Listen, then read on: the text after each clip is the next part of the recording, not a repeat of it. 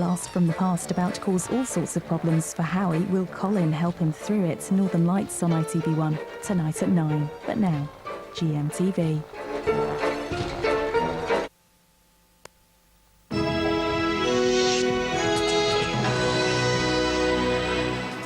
Forgiven, the father of the man found dead in Michael Barrymore's swimming pool makes peace with the entertainer.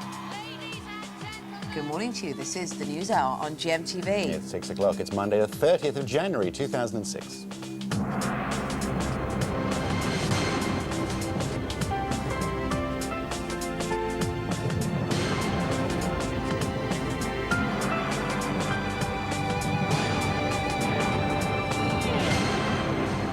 So, on the programme this morning, could it be the final hurdle in his return to show business? Just days after coming second in Celebrity Big Brother, Michael Barrymore has met and made up with the father of Stuart Lubbock. That's the man found drowned in the entertainer's swimming pool some 5 years ago. We're going to have more on that in just a moment.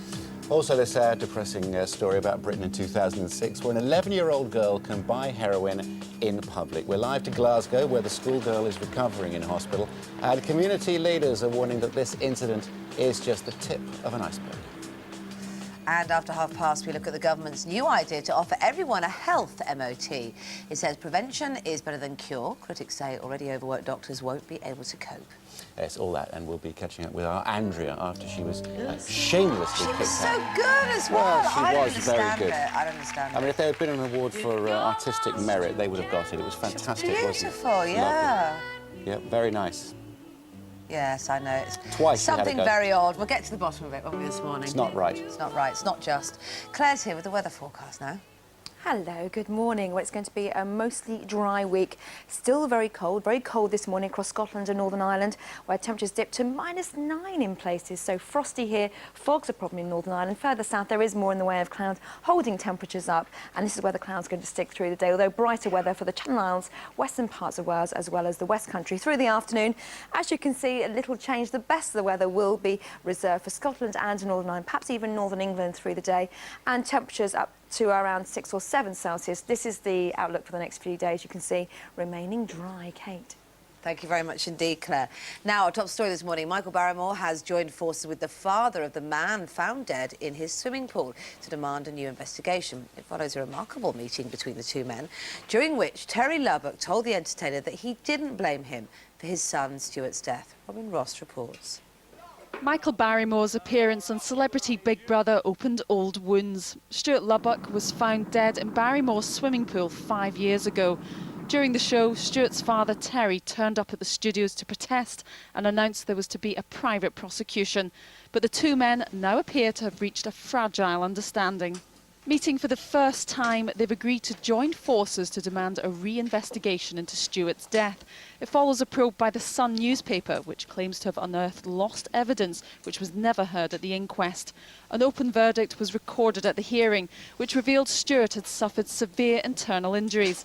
In an exclusive GMTV interview at the time, Barrymore defended himself. I am not responsible for Stuart getting into the pool. And I'm not responsible for his death. The fallen star says he now hopes to finally clear his name. OK, more on that and so much more a little bit later. Here's Michelle at the news desk, though. Thanks, Andrew. Good morning. A health MOT for everyone and private GPs in supermarkets. They're just two of the ideas being announced today as the government tries to make us healthier. The NHS Life Check will be offered at 5 key points in your life. Those most at risk will get a personal trainer to give advice on diet and exercise. A delegation from the Brazilian government arrives here today for a series of meetings about the killing of John Charles de Menezes, who was shot by Metropolitan Police officers in July after being mistakenly identified as a suicide bomber. One of the meetings is with the body investigating the incident, the IPCC. It's refusing to comment on claims that some of the officers involved covered up their part in the shooting. Two separate investigations have been launched after an 11-year-old girl from Glasgow was taken to hospital after smoking heroin.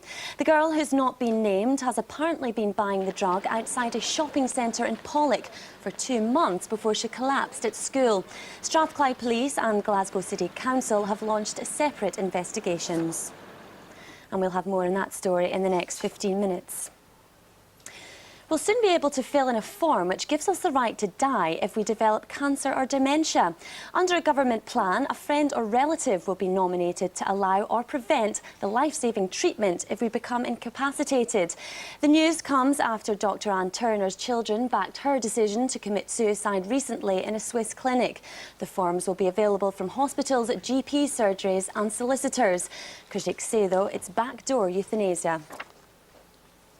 Rescue workers in Poland have completed their search for survivors in the wreckage of a collapsed exhibition centre.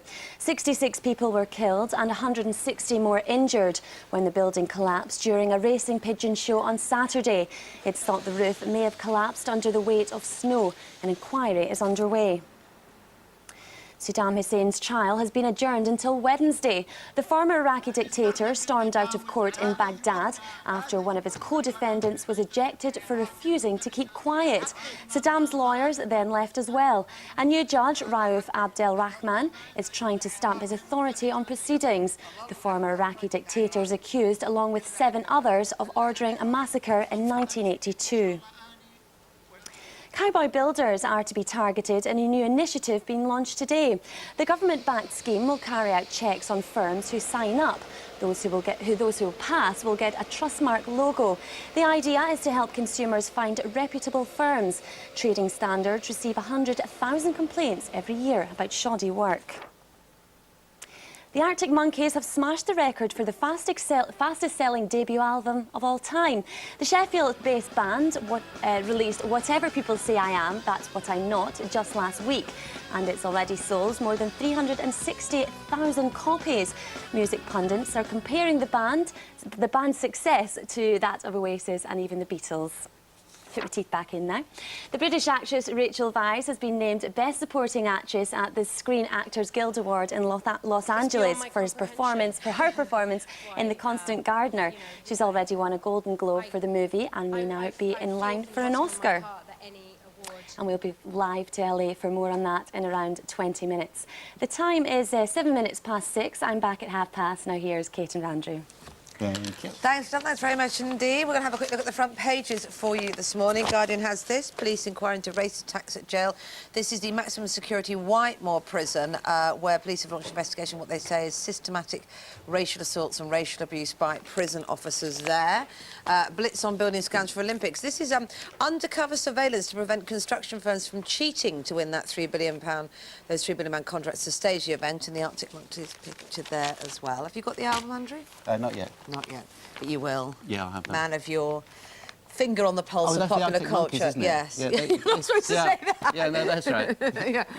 Bigger than the Beatles after Bigger than the Beatles after all wait and see for next week, see if it goes down again. Daily Telegraph, millions trapped in brown tax maze. This, of course, the deadline for paying your tax tomorrow. And apparently we're all paying too much, or a lot of us are, because it's so complicated trying to work out how to pay tax. The Independent, this is if we all got together as a nation, gave up the idea of nation states and worked with the UN, they would be able to release $7 trillion to solve all problems like global warming and pandemics and poverty. But probably not going to happen necessarily. Read all about it here. Yes. The Sun, I don't blame you, Michael. We've been covering that this morning. Michael Barrymore and Stuart Lubbock's father, of course, apparently making up in a London hotel over the weekend. Daily Mirror, the jail run by Al-Qaeda. Extremist inmates in Belmarsh terror. Apparently they're called the Muslim Boys, and they're recruiting for Al-Qaeda in the prison. So that's what the Daily Mail leads on this morning. Chantal, we've got Preston in later on. Looking forward to that. Good-looking boy. With Ordinary Boys, yeah, voice of a generation, they're saying. We shall decide. I do love Preston, and we will stay together, says Chantal. Aha. And the Daily Express, Diana, why did spies visit the morgue? Still banging on about the Diana investigation there, but this is my favourite picture. Some of these lads here are going to regret this in time to come. It's the Six Nations. It starts next week, and there is the England rugby team, or some of them. Do you think they're in for some ribbing? Yes, I think they do, in their weekend leathers. There we are. Brian Will is with me now. Morning to you, Brian. Good morning. Let's talk a little bit of sensible... Well, actually, no, let's talk about that rugby. Next weekend, who do you fancy for the whole thing?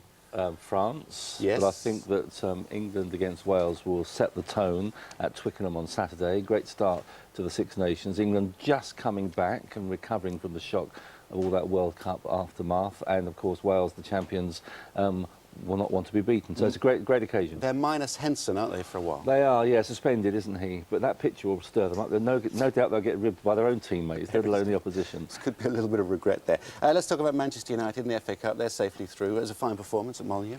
Very comfortable, wasn't it?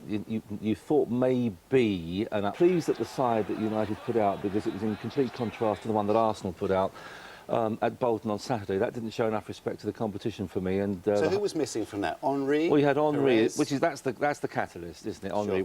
Sure. Once you leave Henry out, you're saying, well, we're resting him for more important things, and we don't really care about this. And I think that was a mistake because a lot of fans want to stay in the FA Cup, maybe at the new Wembley, first man to score at the new stadium. And I think that the FA Cup has great tradition.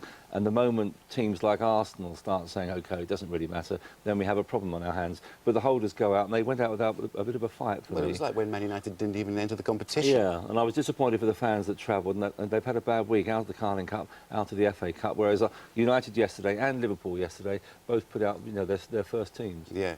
Sam Allardyce, by the way, we're talking about Arsenal perhaps not putting out the best team, but Sam Allardyce doing his chances of being England manager, no harm at all by beating Arsenal. No, good timing. Sam would love the job. I'm told he's not going to get it, which is a blow to him because he's really focusing in on that, and he thinks he deserves it. The board, the International FA board, meet on Thursday to decide how they're actually going to choose.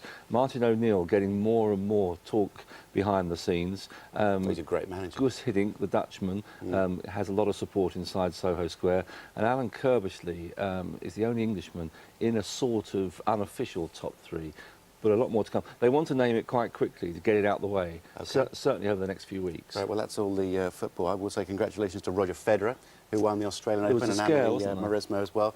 Fantastic, 7 in a row now. He hasn't lost a single Grand Slam final. He's been in all 7 of them. I'm interested in his reaction because he gets so pent up. His release is when he wins, isn't it? It was wonderful. He's cool when he's playing, and then the tears and the emotion comes immediately afterwards. Sport matters. Yes. Perhaps Arsenal Winning could take matters. note in the FA Yes, Cup. indeed.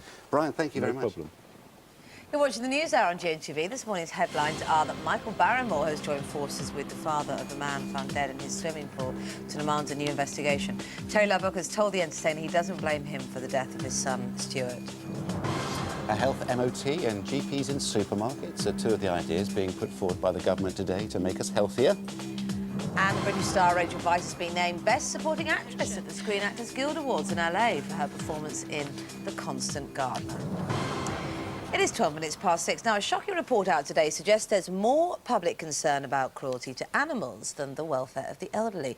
The research by Help the Aged comes as the charity launches a nationwide campaign to raise awareness about elder abuse. In a moment, we're going to be talking to Hilary Scott from Action on Elder Abuse. But first, this report from Sarah Gatenby. They're the most vulnerable members of our society, yet up to 500,000 elderly people in the UK are physically, emotionally or sexually abused. According to the report by Help the Aged, 2/3 of the abuse happens not in residential homes, but in the victim's own home. We're seeing people being physically assaulted, physically abused. We're seeing people having their monies, their homes stolen from them. And the most awful thing about this is that very often it's families doing this, it's sons, it's daughters, it's the people that they've lived with for a very, very long time. To make matters worse, the report found that only about 2% of people think elderly abuse is a serious problem.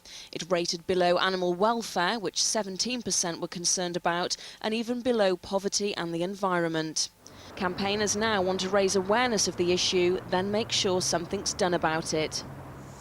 Well, joining us in the studio is Hilary Scott from Action on Elder Abuse. And you were saying there that actually when people had the idea introduced to them, they said, what about old people? They go, oh, yes, of course, it's just not there in the forefront of our minds. Yeah, and that's really the main point. The main point of the campaign that we're working with Help the Aged on today and on into the future. Because when people become aware that as many as 500,000 older people can be subject to some form of abuse at any time, then they kind of understand that it's a possibility and a very big deal and are concerned about it. Yeah, so, and we're all heading in that direction, aren't we? That's the other sadly thing. That's true. going to affect us all.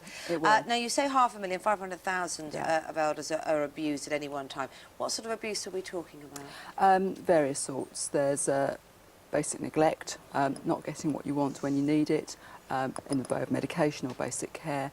I'm afraid there's physical abuse, there's sexual abuse. Is that in homes and...? It's in both. It's in both. The information that's available isn't very strong at the moment, but there's considerable evidence from our helpline, apart from anything else, of people in their own homes who are not able to trust people they ought to be able to trust, members of their own family. Yes. Yes, you say members of your own family. That's the shocking thing. Younger relatives not to be trusted. Yes, it is shocking. We don't get that many calls to the helpline, but we think, we know that there's a considerable amount of abuse in people's own homes. Not necessarily from the person doing the caring. Caring is a very stressful business, obviously, but more often from sons and daughters, from more distant relatives. Not bothering to visit enough or look after enough? No, I wish that was true. Right. Shouting, calling older people names, frightening them, sometimes stealing their money, and sometimes physically abusing them, actually beating them. So what can people do? Well, I think two things. Firstly, to just ponder on the news items today and on the campaign and accept that, sadly, just as we wouldn't want children to be harmed, older people are harmed too. And secondly, to look out for the older people you know, and if you're at all concerned about them, to make a call to the adult protection team at the local authority, make a call to Action on Elder Abuse, to somebody who can advise and help you. Don't do nothing. No. Okay. Well, good to speak to you, and let's hope this will raise awareness. Thanks very much indeed. Thank you. And we're going to put the details of that elder abuse response line on our website, gm.tv. Thanks very much. From the old to the young now at 6:15, aged just 11 and addicted to heroin. It's hard to believe, but that's what's happened to a young girl still at primary school, apparently. Matt Arnold is in Glasgow, outside the shopping centre where the girl is believed to have bought the drug in the first place. Morning, Matt. I hope everybody is shocked and outraged up there, but probably not an isolated incident. Well, it's an interesting talking point, isn't it, Andrew? Could it be that an 11-year-old girl was able to buy heroin, a Class A drug, in a street outside a shopping centre, very darkly lit at this time of day? But if I just move through, you can see Pollock Shopping Centre. It's a typical out-of-town shopping centre on the south side of Glasgow, about 6 miles from the city centre. And it's here that the 11-year-old girl alleges that she bought her heroin. She's in hospital recovering now. The story, just to recap, is last Wednesday she was at primary school when she fell asleep in a lesson. They took her to hospital thinking that she was suffering, thinking that she was ill, and diagnosed in the hospital as suffering from the intoxicating effects of heroin. But it's only when she came round that she confessed, allegedly to hospital staff, that she had in fact been smoking the drug heroin for the last 2 months. The shopping centre here went on the record yesterday saying they're not aware of any drug dealing going on, but it could be possible that it happened outside the site of their own CCTV camera, which you can see up on the roof of the centre here. We spoke to shoppers at the centre to gauge their reaction yesterday. I thought people would know better than the youngsters, because the schools are quite good at telling them things like that around about here, so I'm quite surprised. It's terrible. It's a terrible society we live in nowadays. It's bad enough telling it to teenagers, but children of 11, beyond your comprehension.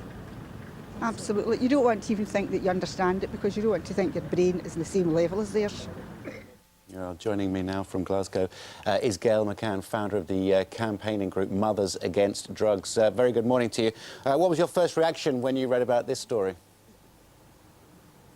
Well, I'm sure that people up and down the country have been shocked by the story, but unfortunately for myself and certainly other people in so-called deprived communities, we won't be shocked. We'll be, I suppose, kind of worried and anxious for the young girl and her parents, but not shocked. This is nothing unusual.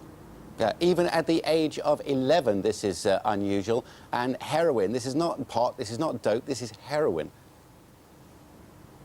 That's right, it's heroin. And unfortunately that she will not be the only 11-year-old in Glasgow that's currently using heroin, and we need to face up to that. OK, so what should anybody do about it? Whose responsibility is it? The first thought that went through my head was, where are the parents? That's easy. You know, when things go wrong in families, the first thing you do is blame the parents. That's not always the case. I think that what we need to look at and what, you know, if we want to attach blame, I don't know how helpful that is, but for me, what we need to look at clearly is our drug policies which are clearly failing and have been a number of years and have failed another child in this city. That's for me where the blame, if we want a proportion blame. If we all had a penny for every time that we hear about war on drugs, I mean, we've been hearing about it for 25, 30, even 40 years. I mean, what is the answer to this? How do you actually stop drug dealing in the first place? How do you stop people wanting to actually take them? It is absolutely is possible. You know, drug dealers are people that deal drugs and they have to deal them from somewhere. The police are there, they're there to do a job. So here's another example of where the police have failed to do that job. That's about resources. You know, do we have enough resources to concentrate and shutting these guys down? Because certainly my experience is you can do that. If you put in a concentrated effort, you can shut them down. OK, well, listen, thanks ever so much for joining us this morning. That's Gail McCann up there in Glasgow, and thanks to Matt Arnold for that report as well. Sorry about the delay we seem to have had yes. on the link from up there, but the subject matter is we got frightening. the thought, didn't we, through Certainly. all that. Now, still to come on the news hour, we're looking at the government plan to shift healthcare away from hospitals and into the community. And Carla is ready and poised with news that the cast from Lost were finally found last night, Carla. Yep, all 10,000 of them, Andrew. They were honoured at the Screen Actors Guild Awards tonight, as was a British actress who's seriously breaking Hollywood. Only a few weeks ago, she walked away with the Golden Globe, and she could be tipped for an Oscar. Find out who that is after the break.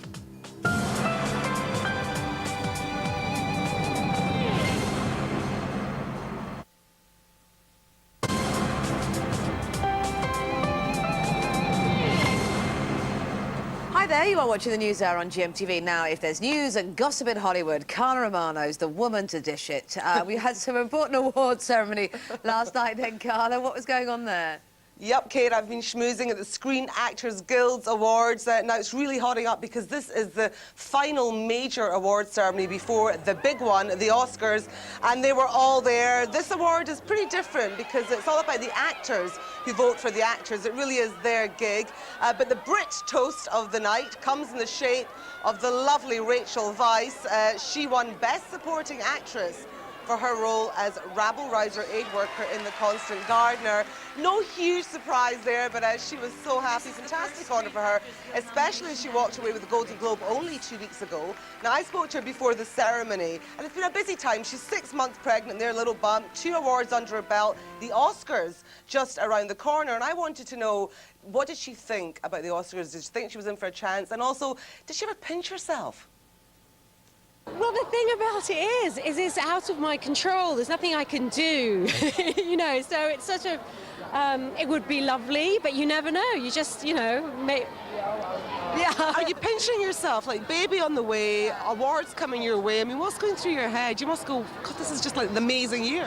Lovely husband. Yeah, someone said to me recently that babies come with blessings. Maybe that's true. I don't know. She was great for 6 months pregnant. Andrew just said, don't worry, it'll get worse from there on in. No, you said she looked so fantastic, and she did. I couldn't believe it. I know, but yes, you're right. Maybe it all falls apart after 6 months. Now, who are the other winners, Carla? Well, no huge surprise. Reese Witherspoon, she walked away with Best Actress for Walk the Line. Philip Seymour Hoffman, he won Best Actor for his role in Capote. Bit of a twist as well at the end because everybody thought it was going to be Brokeback Mountain for the ensemble cast for Best Movie. Nope, that went to Crash. Also, 2 of our favourites, Desperate Housewives and Lost. They both won Best Comedy Ensemble and Best Drama Ensemble. And I spoke to Naveen Andrews, the Brit member of the Lost cast, who said he was so happy that he wasn't nominated there on his own. He had his team with him. It's less of a burden because it's all of us, it's the whole cast, as opposed to sort of being nominated for the Emmy and the Globe. I was really nervous those nights and I couldn't really enjoy the evening, whereas now it's... The heat's on. But, yeah. Oscar nominations tomorrow, looking forward to those? I'm so excited. You know what, you think you know who's going to win what, but actually, as I said, that thing with Crash there at the end, things could just change in a second. You never know, Kate, so I'll be giving you all the gossip, no doubt, tomorrow night. Fantastic. Thanks very much indeed, Carla. Time is 6:25 this Monday morning. Still to come, the cost of a life. The meeting the mother from Wales who's still being denied the cancer drug Herceptin. That story doesn't go away. No, indeed. But first, we've got the weather forecast from Claire. GMTV weather, sponsored by Tops Tiles. Brightening homes, whatever the weather. Hello, good morning. Well, it's going to be a mostly dry week again. We really do need the rain. It's not going to happen this week apart from western fringes of Scotland on Thursday. And this morning we're waking up to a dry morning and also a very cold morning indeed, particularly across Scotland and Northern Ireland. Temperatures dipped across Central Highlands to -9 last night, -8 further south, -4 or -5 across Northern Ireland, and even western fringes of Wales seeing -1 or -2. Where the clouds are stuck, though, overnight, temperatures have been just above freezing, 4 or 5. I think the border between the clearest skies and the cloudy weather is anywhere from South Lancashire across to North Yorkshire. So here, temperatures are around freezing. This afternoon, then, it's going to be a lovely day across Scotland. Really enjoy it, although it's going to be very cold indeed. Just a light breeze. We're seeing lots of sunshine, perhaps more in the way of clouds across Shetland there, but generally speaking, it's going to be bright. And despite a very cold start, at least, though, there will be some sunshine. Fog is going to be a problem this morning and into this afternoon across Northern Ireland, only slowly clearing, but mostly it's going to be fine and dry. And for western parts of Wales, also seeing that sunshine. Cloud across the bulk of Wales, though, as well as the Midlands, into East Anglia and down towards the southeast, where it's going to be very windy indeed. This means, despite the fact temperatures are going to be around 4 or 5, wind chill is going to feel more like 0 or -1. Very windy down in the West Country, but at least here you will see some sunshine, as well as for the Channel Islands, 7 Celsius. That's not too bad at all. So today, as I said, temperatures really struggling in the north. Even so, you should see some sunshine overnight. Temperatures plummet again. It's going to be a repeat performance, really, where the skies will be clear, particularly across this northern half. That's where temperatures will dip to -6 perhaps in places, but also some dense fog patches also. And then in the south, that's where we're seeing more in the way of cloud. And this is the situation for Tuesday into Wednesday. The wind in the south, which will be the key feature of the weather really in the south, will gradually ease Tuesday into Wednesday. And in the north, because of that's where the high pressure is centred, light breeze, problem with fog, at least though there will be some sunshine. Here's your summary. For your in-depth local outlook, visit our website, or for a 10-day forecast, call GMTV's Weatherline on 0905 514 0000.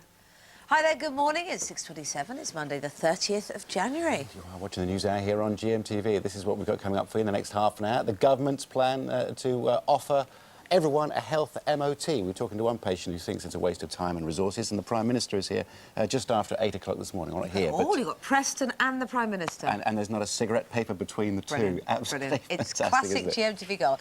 And she's out, but she's not down. Will dancing on ice be the same without her Andrea? No, it won't. She's dumped the skates, going to be joining us on the sofa in 20 minutes' time. Top story this morning, though, and Michael Barrymore has joined forces with the father of the man found dead in his swimming pool to demand a new investigation.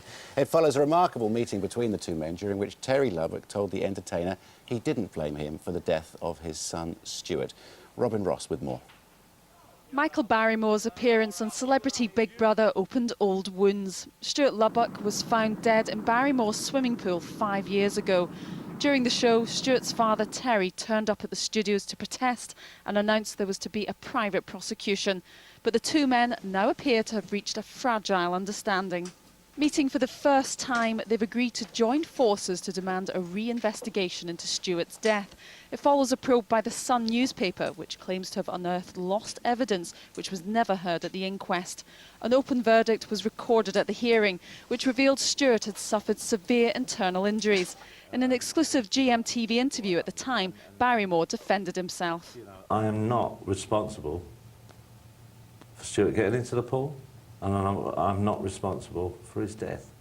The fallen star says he now hopes to finally clear his name.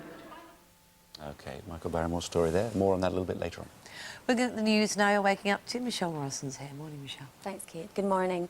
A health MOT for everyone and private GPs in supermarkets. They're just two of the ideas being announced today as the government tries to make us healthier. The NHS's Life Check will be offered at 5 key points in your life. Those most at risk will get a personal trainer to get advice on diet and exercise. A delegation from the Brazilian government arrives here today for a series of meetings about the killing of Jean Charles de Menezes, who was shot by Metropolitan Police officers in July after being mistakenly identified as a suicide bomber. One of the meetings is with the body investigating the incident, the IPCC. It's refusing to comment on claims that some of the officers involved covered up their part in the shooting. Two separate investigations have been launched after an 11-year-old girl from Glasgow was taken to hospital after smoking heroin.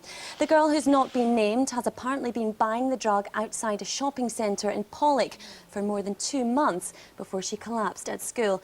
Well, Matt Arnold is there for us this morning. Good morning, Matt.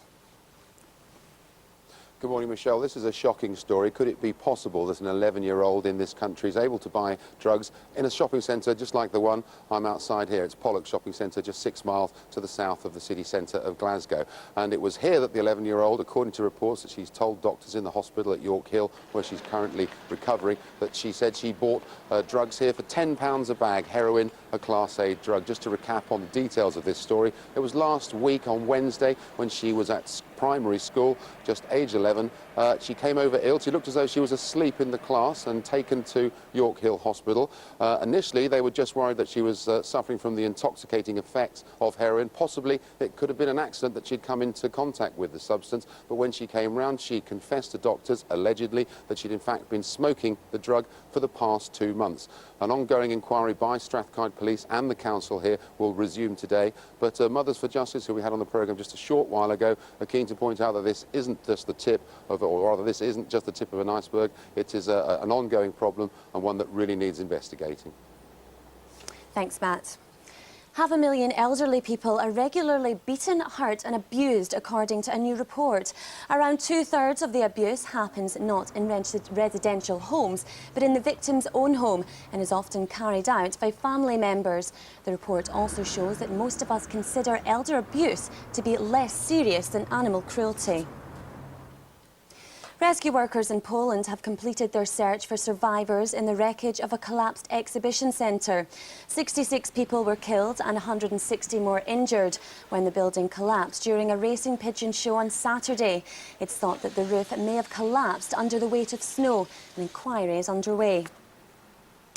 Saddam Hussein's trial has been adjourned until Wednesday. The former Iraqi dictator stormed out of a court in Baghdad after one of his co-defendants was ejected, refusing to keep quiet. Saddam's lawyers then left as well. A new judge, Rauf Abdel Rahman, is trying to stamp his authority on the proceedings. The former Iraqi dictator is accused, along with 7 others, of ordering a massacre in 1982. The Arctic Monkeys have smashed the record for the fastest-selling debut album of all time. The Sheffield band released Whatever People Say I Am, That's What I'm Not, just last week. And already it's sold more than 360,000 copies.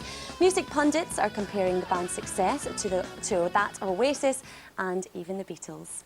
Well, the time is now 6:34. Our next bulletin is at 7. Now here's Kate and Andrew. Thanks, Michelle. That's very much indeed competition time for you now. You could be the lucky winner of £10,000 by the end of the show. Have to put up with Checkers, though. He's got all the details. Well, hey, we're giving you the chance to win £10,000 courtesy of XL.com. For your chance to win, here's the question you need to answer. Complete the title of the film and book. The Lion, the Witch and the A. Wardrobe, B. Cupboard, or C, shelf. You can dial 09068 100 100. That's 09068 100 100. Or you can text A, B or C as your answer, plus your name and full address to 81149. Or you can enter via the website. Well, those lines are open until 9 o'clock. You could get Checkers on your doorstep tomorrow, but he will have that £10,000 in his hand, so it's not too bad. No, it'll be fine. Here's what's happening where you are. We're back in a minute.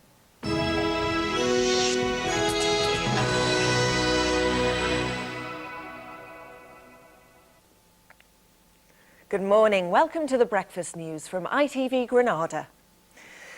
2 bank clerks who stole from the accounts of Manchester City players because they thought they were so rich they wouldn't miss the money will be sentenced later.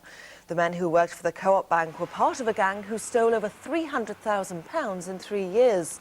4 men pleaded guilty to stealing the money from the accounts of Matthias Viwoso, Jemal Belmadi and Daniel van Boyten over a period of 3 years. The future of over 2,000 civil service jobs on the Fylde coast could be given a boost today. Staff at the Department of Work and Pensions in Norcross face job losses following government plans to cut over 100,000 jobs nationally. Wire MP Ben Wallace will today ask the government to fully explain its plans for the site to end the continuing uncertainty for staff. The Northwest is set to make environmental history today as the country's first micro wind turbines are switched on in Manchester. The turbines, which are fixed to the 13-storey CIS building, are the country's largest ever commercial application of the turbines.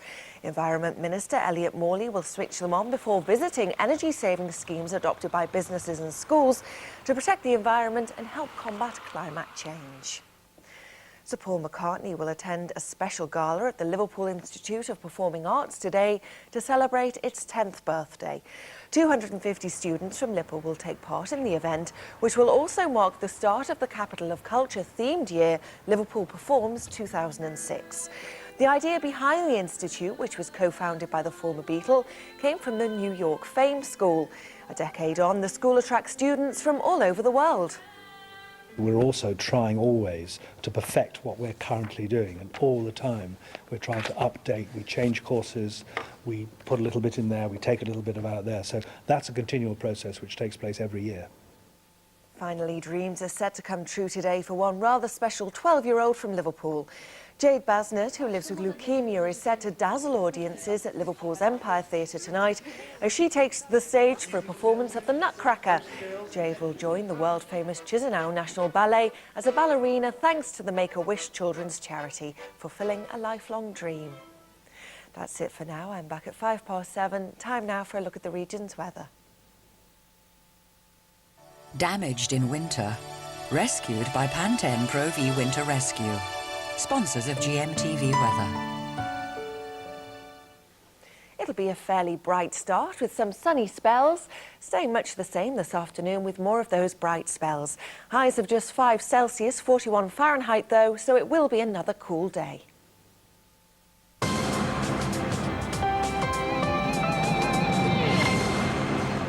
6:38 is the time. Monday morning, start of another week. It's almost springtime. Oh, gosh, yeah, and little snowdrops are out my back garden. Oh, I love those. I know, it's that first sign of teardrops. spring. It's lovely. Exactly. Right, Daily Star. I do love Preston, and we will stay together. Preston's in a little bit later on. OK, so that's one thing. Tick here to He was end. saying in the News of the World yesterday he loves Chantal as well, so maybe there's truth We in it. can't have it every week, can we? No. We shall put it all to him a little bit later on. Actually, the ordinary boys are in as well, the band. Tick here to end your life. What's this about? Every adult will be able to demand the right to die by filling in a form. But actually, when you read a little bit further down, it just says that a single statement on the form deals with the issue, requesting that the subject ticks a yes or no box. It reads, I wish to give my attorney authority to give or refuse consent to life-sustaining treatment on my behalf. I mean, already relatives are asked about that, given that situation. So, is it euthanasia by the back door? Well, the Daily Mail seems to think so. Daily Mirror, the jail run by Al-Qaeda, talking about Belmarsh here. There's a razor gang, apparently, running around trying to recruit people for Al-Qaeda. And the Daily Express, why did spies visit the morgue? The investigation into the death of Diana still carries on. And looking at the broadsheets as well, The Guardian leads on this. Police inquiry into racist attacks at jail. They're referring to the maximum security Whitemore prison, where they say there is systemic racial abuse and assaults and brutality by prison officers. Police launching an investigation into that. Daily Telegraph's millions trapped in brown tax maze. Of course, you've got to get your tax in by tomorrow, haven't you? So people will be thinking about that today. But they say that because the Treasury is... the system is so complicated, the Treasury is taking too much tax from us. Not sure that's an argument that's going to sustain when you put your form in. The Times, blitz on building scams for Olympics. Potentially £3 billion contracts up for grabs to stage the London event. And they're now preparing the organisers of the Olympics to go and use undercover surveillance to make sure people aren't cheating to get that. And this is the Independent here. United Nations say that $7 trillion could be released to look at the biggest sort of global problems like global warming, health pandemics, poverty and armed conflict. But all the various nation states would have to give up their own individual control in order for that to happen. So it may not happen tomorrow. It's a federal world on the way. Yeah. So a health MOT for everyone and private GPs in supermarkets. What do you reckon about that? Just two of the ideas to be announced today in the government's health white paper. A great idea, you might say, but some healthcare workers fear they may be overburdened. I'm joined now by Diana Church, who, it's fair to say, ambushed Tony Blair on election question time over her inability to get a doctor's appointment for your son. Has that situation changed, Diana? Yes, no, it's all fine. We've now got a diagnosis for him and we know what the treatment is to go forward, and he's being monitored very well, so that's fine for me. Were you surprised at the time at the reaction that you got? I was staggered at the time, yeah. I mean, I don't think anyone is ever prepared for the...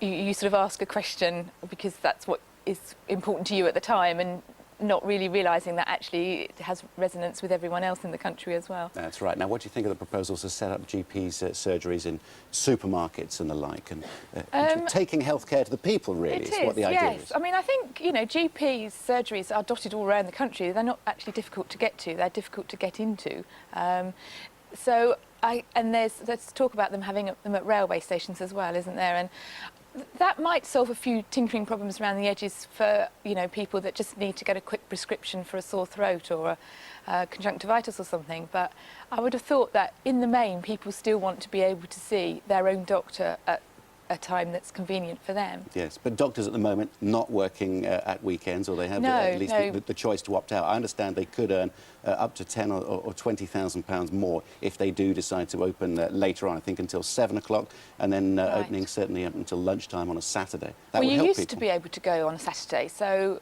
that's now been taken away from you. So I can't, and that was good for working people because you managed to sort of limp on towards the end of the week, knowing that actually you would be able to get to see a doctor at the weekend. I think particularly for men, my husband will never go to the doctor in working hours. You know, he'll be on death's door before he'll go. So now, you see, this white paper that comes out today, OK, this is, you know, you are just a punter, aren't you? I just your go son to the just doctor. had, yes, exactly. Your son had an allergy, which I think is being treated now. You know, what would you say to Tony Blair? We've had Patricia Hewitt, the Health Secretary, on here. We see this being punted around as a political football. But what message would you give to Tony Blair as he launches this white paper this morning? Because he's in later on. Oh, right. Well, I just say keep it simple. You know, we just want to be able to see the doctor at a reasonable time and a convenient time. That, to me, doesn't seem rocket science. You know, we used to be able to have evening appointments, Saturday surgeries. They're not available anymore. And I don't know why they withdrew that, because I would have said that that was a valuable service for patients. And do you think it will be the sick or the worried well that make the most of these services? In your life, how would it be? I think it takes a lot to get to the doctor. You know, you've got to be very worried to go to the doctor, but I do understand that there's a lot of people that do that. So I can understand it's got to try and balance being able to have accessibility for the real sick and try and discourage the worried well from. And what about the poor old health workers who are going to have to put in these extra hours as well? Well, I mean, there's a lot of surgery. I mean, if you're a doctor surgery and you're a 1 or 2 doctor practice, then yes, I can understand it's difficult. But a lot of surgeries, they're really encouraging 8, 9, 10 doctor practices. Well, if they've got that many doctors and health practitioners, then surely they can run, it wouldn't be that hard to run a kind of shift system, because they do that throughout the rest of the health service. So as long as, you know, doctors haven't got to go back to working ridiculous hours that they used to have to work, that you used to be able to read, then to be able to run a shift system to work... Shouldn't be impossible, should it? No, it shouldn't be impossible. Tony Blair, shortly after 8 o'clock. Diana, thank you very much indeed. I'm sure he'll be glad that you're not here to come and harass and harangue. But if you've got a view on this, 81189. Questions for Tony Blair shortly after 8 o'clock. Someone else who wants to work with Mr Blair as well, mum of 2 with breast cancer. She says she's going to camp out in protest to get the drug Herceptin available for all. Jane Sullivan is with us this morning. She's among a growing number of women across the country who are arguing for the potentially life-extending treatment. Good to see you this morning. I know there's things that you want to put to Mr Blair later. We'll pass on your questions. But how important is Herceptin to you for your life enhancement? Well, as I said earlier, my case will be reviewed tomorrow afternoon at 4 o'clock by my oncologist at Velindre Hospital. And the official line I've had out of the hospital is that we will discuss Herceptin at length, the pros and cons of the drug, and then my oncologist will make an application on my behalf. Prevent breast cancer coming back. I had breast cancer last May, which was operated on in June. And I don't want it to come back. And Herceptin, apparently, is the answer to that. Having seen Barbara Clark last week, obviously. Yeah, now, this is the woman that took her fight to the European Court of Human Rights to try and get this drug. The problem with it is that it's very expensive. Well, the problem from those who are prescribing it is it's very expensive. £27,000 per person. It's a lot of money for everyone to get the drug, isn't it? That you can see why those who are involved in tackling budgets and running the health Yes. service would be concerned. Now then, the facts and figures I'm not absolutely familiar with, and I would rather you take that up with the experts in the field. However, from what I can gather as an individual, the number of people like myself and Barbara with this level of her, the rogue gene, are quite limited. I don't know the numbers, and I'm not prepared to get into that debate. It's not opening floodgates as far as I'm concerned, but I really don't want to get involved in the facts and figures. What I want to ask the Prime Minister this morning is to get rid of all the red tape surrounding Herceptin being administered to individuals in my condition where oncology teams feel it would be appropriate. It is administered now and available in the hospitals as we speak for secondary cancers. So the drug is in the hospital, and there's some type of red tape relating to the borders, there's some type of red tape between health authority officials and National Assembly in Wales, for example. What I want to do is break down that, and I want our Prime Minister and our Health Secretary in Wales, because my vigil on Wednesday at 10, starts at 10, to fight for the women in Wales. And what I want... So at the moment, you can't get access to it, and you want to be considered? Of course. After tomorrow's meeting, consultation with my oncologist, I immediately want that application put forward for me to have the drug. Why have you been told that in some parts of the country you can't have it, like Wales? Has there been a reason given to you? Well, I haven't gone into the political side of it at all. I've spoken to people like Barbara Clark. I've spoken to another lady from Swansea who tells me that within a 10-mile postcode lottery that some individuals are getting this drug, others aren't. So there's that's obviously what you want the Prime Minister to look at, break down this red across the tape, down this red tape, break down the bureaucracy and the borders of a lottery. And let's get this drug. It's a preventative drug. And if Mr. Blair today is talking about preventative measures, then Herceptin is a preventative drug for cancer, all right? For secondary cancer. Yeah. And this is why I'm here now today. I'm 45 and I want to be here for my children. Of course you do. Well, look, you put your case very, very well. We'll pass it on to Mr. Brown when he comes in. Thanks very much and best of luck. Personally, I hope you get what you want out of all of this. Hope so. Thank you, Jane. Thank you. Very much. Bye. Almost 10 to 7 this Monday morning. You're watching the news here on GMTV. These are this morning's headlines. Michael Barrymore has joined forces with the father of the man found dead in his swimming pool to demand a new investigation. Terry Lubbock has told The Entertainer he doesn't blame him for the death of his son, Stuart. A health MOT and GPs in supermarkets are just two of the ideas being put forward by the government today to make us healthier. And the British star Rachel Weisz has been named Best Supporting Actress at the Screen Actors Guild Awards in Los Angeles for her performance in The Constant Gardener. And the Great Dane with Botox is with me now. Andrea, very good morning to you. Hello. You were really good on Saturday. Oh, you're so kind, and thank you for your text No, as well. you're welcome, and I did vote. But no, you really, this was really a stunning performance. I don't know whether this was the first or the second one, but... I can tell you that was the second one. The second was better, wasn't it? What did you not think so? Technically, the second one was actually worse. I made more mistakes in it. It's more artistic. But emotionally, it was much better. I didn't take my eyes off Doug the whole time because I just knew it was all over, and I felt like this was our farewell dance. I was just saying goodbye to him. Oh. No, it was very good. You're so relaxed compared... When you look back, actually, over the 3 weeks that you were... It was 3, wasn't it? 3 it weeks. was Yeah. 3 weeks. And, you know, that bit there, I just closed my eyes on him and rested my head on his chest. And we were saying goodbye to each other. It's the strangest thing. And actually, one of the strangest things was Jason. Didn't he give you the vote to say stay? He did. After you know, all that. What was really interesting was, of course, when you're in that lineup and you're waiting for your name to be called for Philip to say, and I'm going, Andrew and Doug, Andrew and Doug, no, and then it's not your name, and you know you have to do the skate off. Obviously, you don't rehearse that because you don't know if it's going to be you or not. Everything just kind of shuts down, and you deal with it. when we did the dance and it all finished, and I looked over at all the judges, and all of them had their head down, apart from Jason. I thought, that's it, we're out. Do the smile as if you're waiting for your vote. Go on, I know you can. I don't even know what I do. I'll tell you what it was. It was completely fixed like this. It was just, please get me out of here. Yeah. Anyway, we enjoyed you for the 3 weeks. Here's some of your highs and lows.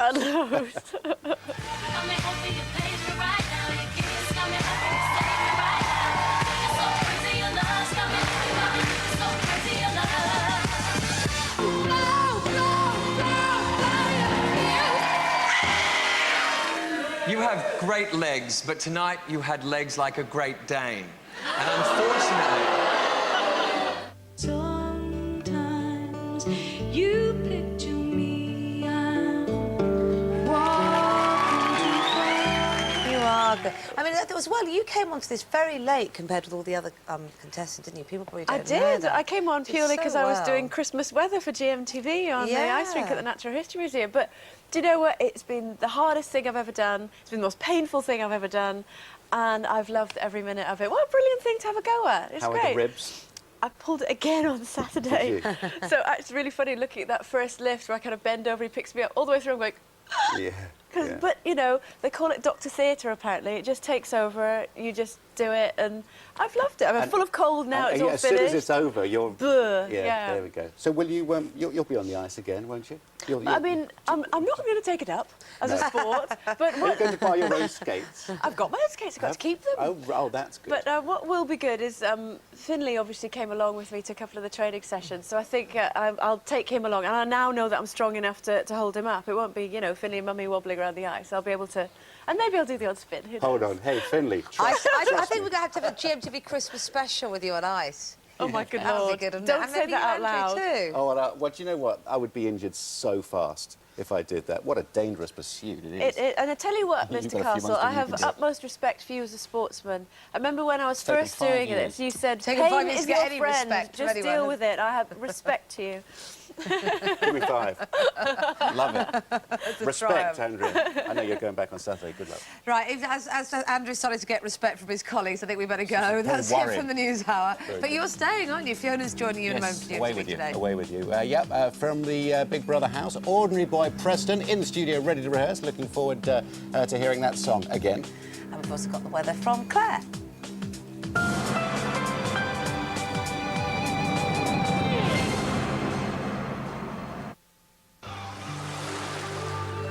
GMTV weather. Sponsored by Tops Tiles. Brightening homes, whatever the weather. Hello, good morning. A very dry end to January. 33% of rainfall across England and Wales over the last month. And in fact, today is going to be dry everywhere. Very cold indeed as well, particularly across Scotland. Temperatures dipping to -8 in places across central parts of Scotland, as well as Northern Ireland and also parts of Northern England. Cumbria and Northumberland seeing low temperatures. But where the cloud is stuck overnight, that's where temperatures are fairly high, I'd say, 6 or 7 Celsius. And also on this fringe here of Wales, we're seeing temperatures down to -1 or -2. Now, it's going to be a lovely afternoon across Scotland, although we are seeing some fog this morning across Glasgow, only down to 100 metres, so please watch out here. But through the afternoon, lots of sunshine, just a light breeze, not too bad at all, 5 Celsius, 41 Fahrenheit. For Northern Ireland, watch out for the fog first thing, lingering on through the morning, and down towards Cumbria, Lancashire, Yorkshire, that's where there will be more in the way of cloud here, and that means quite a dull day and rather chilly. For Wales, some sunshine across the western fringes, but inland across the Midlands as well as the southeast, East Anglia, again a lot of cloud here, very windy in the south, and sadly that means wind chill factor feeling more like 0 rather than 6 or 7 Celsius. Windy down in the West Country, at least here you will see some sunshine, as well as for the Channel Islands, 7 Celsius, 43 Fahrenheit. Now temperatures today struggling, particularly across the north, and then it's going to be another cold night in the north through this evening and overnight. That's because it clear skies. The fog then are lingering on through the early hours of the morning, and again temperatures like last night, down to -4, -6 Celsius, the fog lingering on in the morning, and then where the cloud is, I think temperatures up to around 2 or 3 Celsius. This is what's happening Tuesday into Wednesday. It's going to be a repeat performance, really. Tuesday, seeing that cloud, particularly across central and eastern areas of England. Further north, more in the way of sunshine, but that fog lingering on, particularly places such as, I say, the dips, central lowlands of Scotland, as well as Northern Ireland. On Wednesday, it's a similar scenario, but we lose the wind in the south, which is good news. And then we see more rain coming in across across the far northwest of Scotland. Elsewhere, remaining dry. Here's your summary. For your in-depth local outlook, visit our website, or for a 10-day forecast, call GMTV's Weatherline on 0905 514 0000.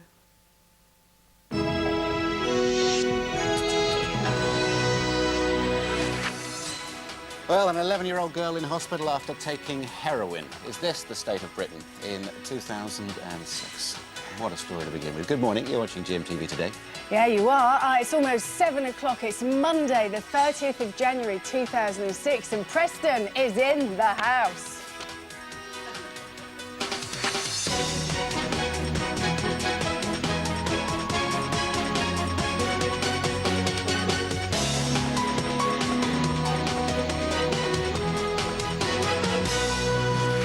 So the news that a schoolgirl aged just 11 is recovering in hospital after smoking heroin has prompted both shock and outrage. If it hadn't provoked shock and outrage, what sort of a country would we live in? We're live to Glasgow to find out if the battle against drugs is being lost. 81189. We've had plenty of feedback from you already this morning. Phil, who's watching us in Spain. Morning, Phil. He says the problems with drugs lie with lax punishments given to dealers caught. We should have the same attitude as Thailand, where there is the death penalty. Let us know what you think. And as I said, ladies and gentlemen, Preston is in the house with the Ordinary Boys. We'll be hearing them perform later on, and of course we will be quizzing Preston. Sorry, Preston. And we're looking for Britain's best mum. We've got a competition all about that. This rather famous son is here along with his mum to launch our search, Unashamedly a Mummy's Boy.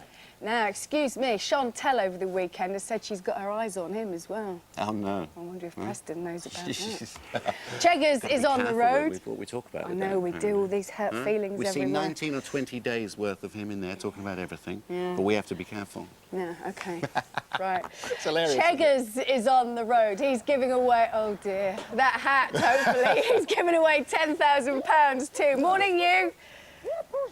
Morning, you. I've lost my cat somewhere. Anyway, look, I've got my toothbrush, I've got my passport, I've got a fresh pair of socks, and I've got my chequebook. £50,000 to give away across the week. I'll tell you how you can do it coming up shortly.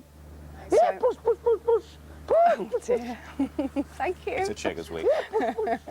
Right, the time is 7 o'clock, and this morning the father of Stuart Lubbock, the man found dead in Michael Barrymore's swimming pool, has met Barrymore over the weekend and says he doesn't blame him for his son's death. Well, Rachel Harrison is in Essex. What can you tell us, Rachel? Yes, good morning, Fiona. Well, I'm sure many people are shocked because this was a very unexpected meeting between the two men. There've been a war of words over the last 5 years since Stuart's death, but just 24 hours after being evicted from the Big Brother house, Michael Barrymore sat down in a hotel room for 2 hours and spoke to Stuart's father, Terry, and talked about the events coming up to Stuart's death and the events afterwards. And it appears the two men have now come to an understanding. Michael Barrymore's life fell apart 5 years ago when 31-year-old Stuart Lubbock was found drowned in a swimming pool at his home. An open verdict was recorded at the inquest which heard Stuart had suffered severe internal injuries. In an exclusive GMTV interview, Barrymore defended himself. I am not responsible for Stuart getting into the pool, and I'm not responsible for his death. But Stuart's father, Terry Lubbock, believed the entertainer could have done more to protect his son. It was his party. He should have looked after Stuart. He should have made sure nothing happened. The fallen star's appearance on Celebrity Big Brother opened old wounds. Terry turned up at the studios to protest and announced there was to be a private prosecution. Now they appear to have reached a fragile understanding.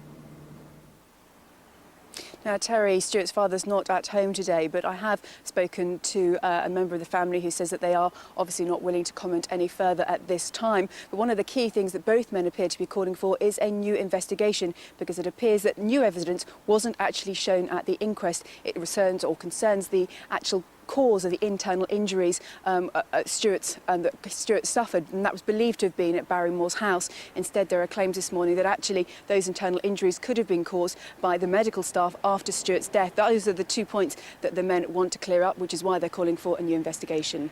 All right, Rachel. He actually told me that back in September 2002, actually, that there was other evidence as to how the injuries were caused. So his story is consistent? Yeah, absolutely. OK. Got Tony Blair on this morning. We've got Preston on her. So much to look forward to, but now here's Kate with the latest news. Thanks very much indeed. Good morning to you. The headlines this morning: health MOTs and GPs in supermarkets. New ideas to make us healthier. Cowboy builders under the spotlight. And will she win an Oscar as well? Another award for Rachel Weisz in LA. A health MOT for everyone and private GPs in supermarkets. They're just two of the ideas being announced today as the government tries to make us healthier. The NHS Life Check will be offered at 5 key points in your life. Those most at risk will get a personal trainer to give advice on diet and exercise. A delegation from the Brazilian government arrives here today for a series of meetings about the killing of Jean-Charles de Menezes, who was shot by Metropolitan Police officers in July after being mistakenly identified as a suicide bomber. One of the meetings is with the body investigating the incident, the IPCC. It's refusing to comment on claims as some of the officers involved covered up their part in the shooting. Cowboy builders are to be targeted in a new initiative being launched today. The government-backed scheme will carry out checks on firms which sign up. Those that pass will get a Trustmark logo. The idea is to help consumers find reputable firms. Trading Standards receive 100,000 complaints about shoddy work every year. A mum of 2 with breast cancer is to camp out in protest to demand the drug Herceptin is made available for all.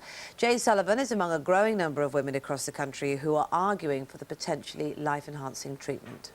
Let's get this drug. It's a preventative drug. And if Mr. Blair today is talking about preventative measures, then Herceptin is a preventative drug for cancer.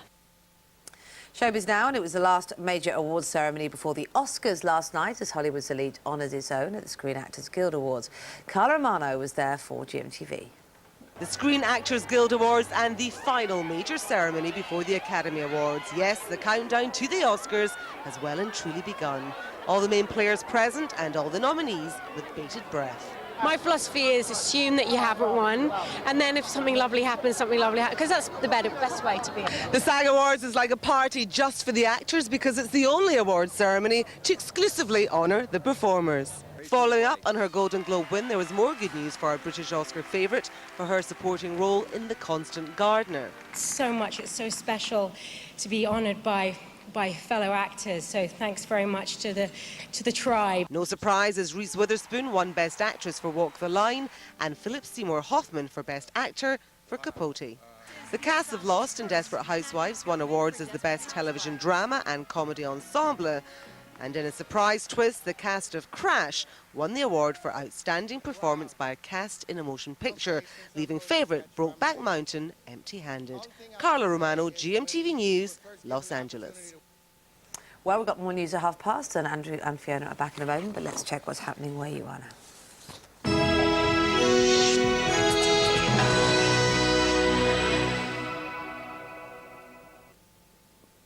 Good morning. Welcome to the Breakfast News from ITV Granada. 2 bank clerks will be sentenced later after they stole from the accounts of Manchester City players because they thought the footballers were so rich they wouldn't miss the money. The men who worked for the Co-op Bank were part of a gang who stole over £300,000 in 3 years. 4 men pleaded guilty to stealing the money from Matthias V. Wusso, Jamal Belmadi and Daniel Van Boyten. The future of over 2,000 civil service jobs on the Fylde coast is being discussed today. Staff at the Department of Work and Pensions in Norcross face job losses following government plans to cut over 100,000 civil service posts nationally. Wire MP Ben Wallace will today ask the government to fully explain its plans for the site and end continuing uncertainty for staff. The North West is set to make environmental history today as the country's first micro-wind turbines are switched on in Manchester. The turbines, fixed to the 13-storey CIS building, are the country's largest ever commercial use of the turbines. Environment Minister Elliot Morley will switch them on before visiting energy-saving schemes at businesses and schools aimed at protecting the environment and helping to combat climate change. Sir Paul McCartney will attend a special gala at the Liverpool Institute of Performing Arts today to celebrate its 10th birthday. 250 students from LIPA will take part in the event, which will also mark the start of the Capital of Culture themed year, Liverpool Performs 2006. The idea behind the institute, which was co-founded by the former Beatle, came from the New York Fame School. It now attracts students from all over the world. We're also trying always to perfect what we're currently doing, and all the time we're trying to update. We change courses, we put a little bit in there, we take a little bit out there. So that's a continual process which takes place every year. Finally, dreams are set to come true today for one rather special 12-year-old from Liverpool. Jade Basnett, who has leukemia, is set to dazzle audiences at Liverpool's Empire Theatre tonight as she takes to the stage for a performance of the Nutcracker. Jade is joining the world-famous Chisinau National Ballet thanks to the Make-A-Wish children's charity. That's it for now. I'm back in an hour. Time now for a look at the region's weather. Damaged in winter. Rescued by Pantene Pro V Winter Rescue. Sponsors of GMTV Weather. It'll be a fairly bright start with some sunny spells, staying much the same this afternoon with more of those bright spells. Highs of just 5 Celsius, 41 degrees Fahrenheit though, so it will be another cold day.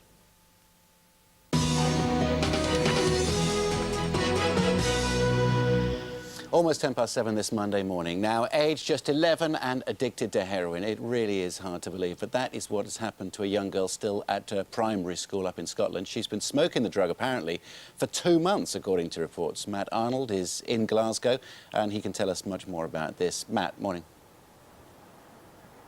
Good morning to you, Andrew. I'm outside a shopping centre on the south side of the city of Glasgow, and could it be, as you rightly said, that an 11-year-old girl is able to buy Class A drugs, heroin, from a place like this? So if I just move through, you'll see it's just like any shopping centre up and down the country. But it's here, according to reports, that the girl said she bought the drug in £10 bags. Just to recap on the details of the story, it was last week on Wednesday when she was taken ill at her primary school, just aged 11. She fell asleep in the class. They took her to the hospital. They were worried about her condition.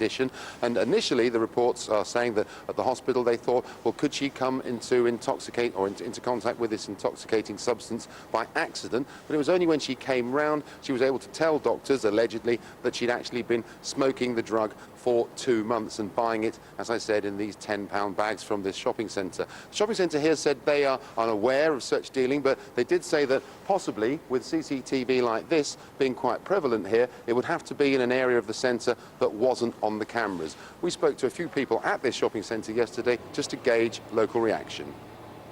I thought people would know better, the youngsters, because the schools are quite good at telling them things like that around about here, so I'm quite surprised. It's terrible.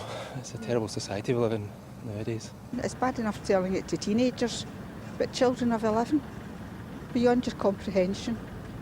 Absolutely. You don't want to even think that you understand it, because you don't want to think your brain is on the same level as theirs. No, it's unbelievable, isn't it? Thanks to the moment from Matt. Joining me in Glasgow now, Gail McGann. She's the founder of the campaign group Mothers Against Drugs. Gail, good morning to you. Now, you set up Mothers Against Drugs after a 13-year-old boy, I think, died of a heroin overdose back in 1998. And here we have a story of an 11-year-old girl apparently buying and taking heroin and admitted to hospital. Is this a surprise to you? Unfortunately, no, not for myself, but I'm sure for other people up and down the country, they will be very, very shocked. But it's clearly happening in our streets, and we need to open our eyes to it. Yeah. So, I mean, look, we've got an 11-year-old on heroin. Presumably there are others as well. Where does this all start? Is this start with pot, with dope, as they would call it? Is this starting with alcohol? Is it family breakdown? Where is the start of this slippery slope? I think if we knew that, then we would know how to start to tackle it. I think that's the kind of great unknown. I think it's a variety of things. You know, it is very much about when young people start using tobacco. You know, tobacco is recognised as being a gateway drug. You know, so again, depending on what age they start using that. For some people, they will move on and become chaotic drug users. It's just, it's personal circumstances. I don't think we can blame one thing you know, and I think for a lot of young people, it's about low aspirations, no ambition. You know, their life is pretty messed up, so why not take drugs? So, Gail, you're talking about complete social breakdown here, aren't you? As the root cause of this is social breakdown, and as a result, people, to make money, deal in these drugs and pick on the vulnerable. Is that the picture that we're to get? Absolutely. If you look at, you know, drugs have now become so socially acceptable, and who's done that and who's created that? It's each and every individual one of us, you know, that we've allowed that to happen under our noses. You know, there's a wee girl could buy heroin where I'm standing today. That's not unusual or unique anywhere. You know, go to lots of streets in Glasgow and you'll be able to do the same thing. What do? We turn a blind eye to that. Yeah. Gail, we've had a couple of calls in this morning, basically calling for the return of the death penalty to people who deal drugs to children. That's one point I'd like you to address quickly, if you wouldn't mind. And also a lot of calls saying parents should take responsibility. This is an 11-year-old girl. Can you comment? Well, I think that the death penalty, I don't think anybody has the right to take another life, whatever the circumstances. That we all have different opinions on that. I think that it's very, very easy to say, let's blame our parents. But unfortunately, in communities like this up and down the country, when your kid goes out across the door, unfortunately the streets take over, and it doesn't make you a bad parent. I don't know her personal circumstances, and I don't want to comment on that, but that's an easy option, and they're the target of blame. But I think what we also need to look at, where are our drug policies in that? What are we going to do about this wee girl? Are we just going to move on and forget all about it in another week's time? It's kind of, let's take a step back and see, where do we go with this? This is a wake-up call for us all. Yes, indeed it is. Gail, thanks so much for joining us this morning. Gail McGann from Mothers Against Drugs. 14 minutes past 7 is the time. These are the headlines you're waking up to. Michael Barrymore has joined forces with the father of the man found dead in his swimming pool to demand a new investigation. A health MOT and GPs in supermarkets are two of the ideas being put forward by the government today to make us healthier. The Prime Minister will tell us all about that just after 8. The weather today, sunny up north apparently, a few fog patches though. England and Wales staying cloudy. The top temperature 7 degrees. Not too bad. Quite cold for our Cheggers, who's out and about, and we understand he's giving £10,000 away. He's got a dog on his head and he's in Birmingham. This is my pussycat. A very good morning to you. Yeah, it's the launch of my doorstep week, and as you two know, I can't wait to get going. Yeah, it's a bit of a doorstep revisited today because we knocked on this house 1 year and 2 months ago, so we thought on national TV, it's never been done, we're going to relive that moment when I knocked on their door in slow motion. Here I go. A very good morning to you as I head towards this house to Yvonne Jardou and knock on the door with a cheque for £10,000. Morning, Keith. Good morning, Desmond. We can stop now. That was the action replay. Do you remember this string vest and this lovely chest? But more importantly, let's go in. Do you remember this lady here? There she is, Yvonne. A very good morning to you. And the rest of the family. Hi. So, has your life changed since I knocked on your door? A little bit. Going in what way? Paid some bills, huh? Oh, yeah. Last time you had a mountain of bills, didn't you? But can I just show you? It's a bit naughty of me, this. I looked behind the front door this morning. Look, there's even more bills to pay. Desmond, come here. Quickly tell the nation. They know you locally now because of this vest, don't they? That's right, yes. Up to last week I was in a post office and someone actually said to me, I saw you on TV last year, I remember you were wearing a yellow string vest. You should auction it on eBay, you'd make a fortune. Right, your chance to win £10,000. Yes, I could be knocking on your door tomorrow. Just think of all those bills you could pay. Here come the details. Well, hey, we're giving you the chance to win £10,000 courtesy of XL.com. For your chance to win, here's the question you need to answer. Complete the title of the film and book. The Lion, the Witch, and the A. Wardrobe, B. Cupboard, or C. Shelf. You can dial 09068 100 100. That's 09068 100 100. Or you can text A, B, or C as your answer, plus your name and full address to 81149. Or you can enter via the website. There you go. Thank you. Where's your hat gone? Oh, look, she's nicked it. You can't have my hat. Right, see you later on there, Keith. See you later. Figure of a man. What a figure of a man, Artesi there. Right. Yeah, so have a go at that competition. What were you doing last night? If you're watching TV, you may have seen Wild at Heart, starring Stephen Tompkinson. Very good morning to you. Very good morning. Well done. It looked absolutely beautiful. Thank you. Talk all about that in just a couple of minutes' time. But first of all, this time of year apparently is the most popular time for changing your job, apparently. So if you're in a bit of a rut, here's a few ideas for you from Coach John McWilliams.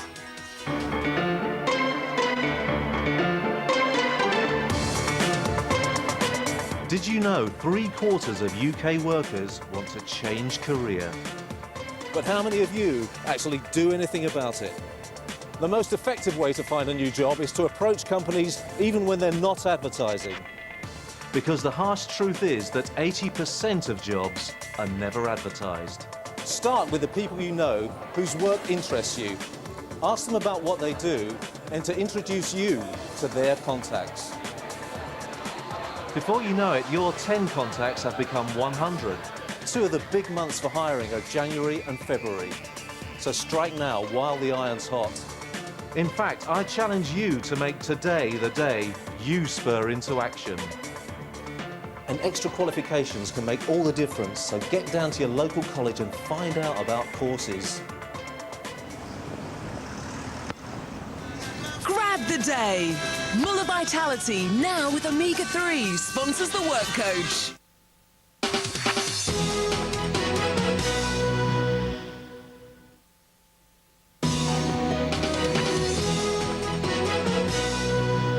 Hello again. Monday morning seems such a long way away from last night already, doesn't it? Were you watching Wild at Heart last night? It was on ITV1. It's a new drama about a family who leave Britain to start a new life in the wilds of a South African game reserve. If you saw it, you'll know actor Steve Tompkinson plays vet Danny Trevannion, and he's here this morning. Were you watching yourself last night? No, because we'd seen it before, so we did a bit of channel surfing instead. Weren't you tempted to, though? To think of all of us sitting at home watching. Oh, yes, we do think that. Yeah, but it's lovely. But yes, we were fortunate enough to get an advance copy. Good. So it's nice. Oh, lucky you. Well, it was typical sort of lovely, soft, gentle Sunday night entertainment. Proper Sunday night family viewing. Yeah. And funnily enough, written by the team who provides us with Where the Heart Is, which is also a lovely Sunday night. Ashley Farrow, yeah, who's also doing Life on Mars as well. That's on at the moment and doing great guns.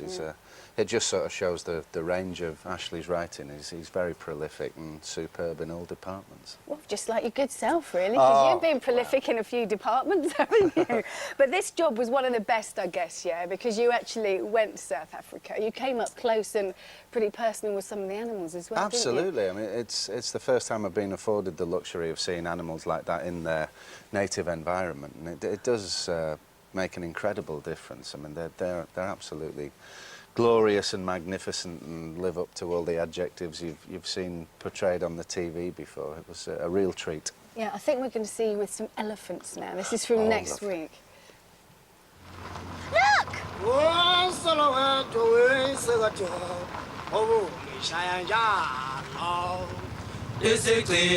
Nice and still, everyone.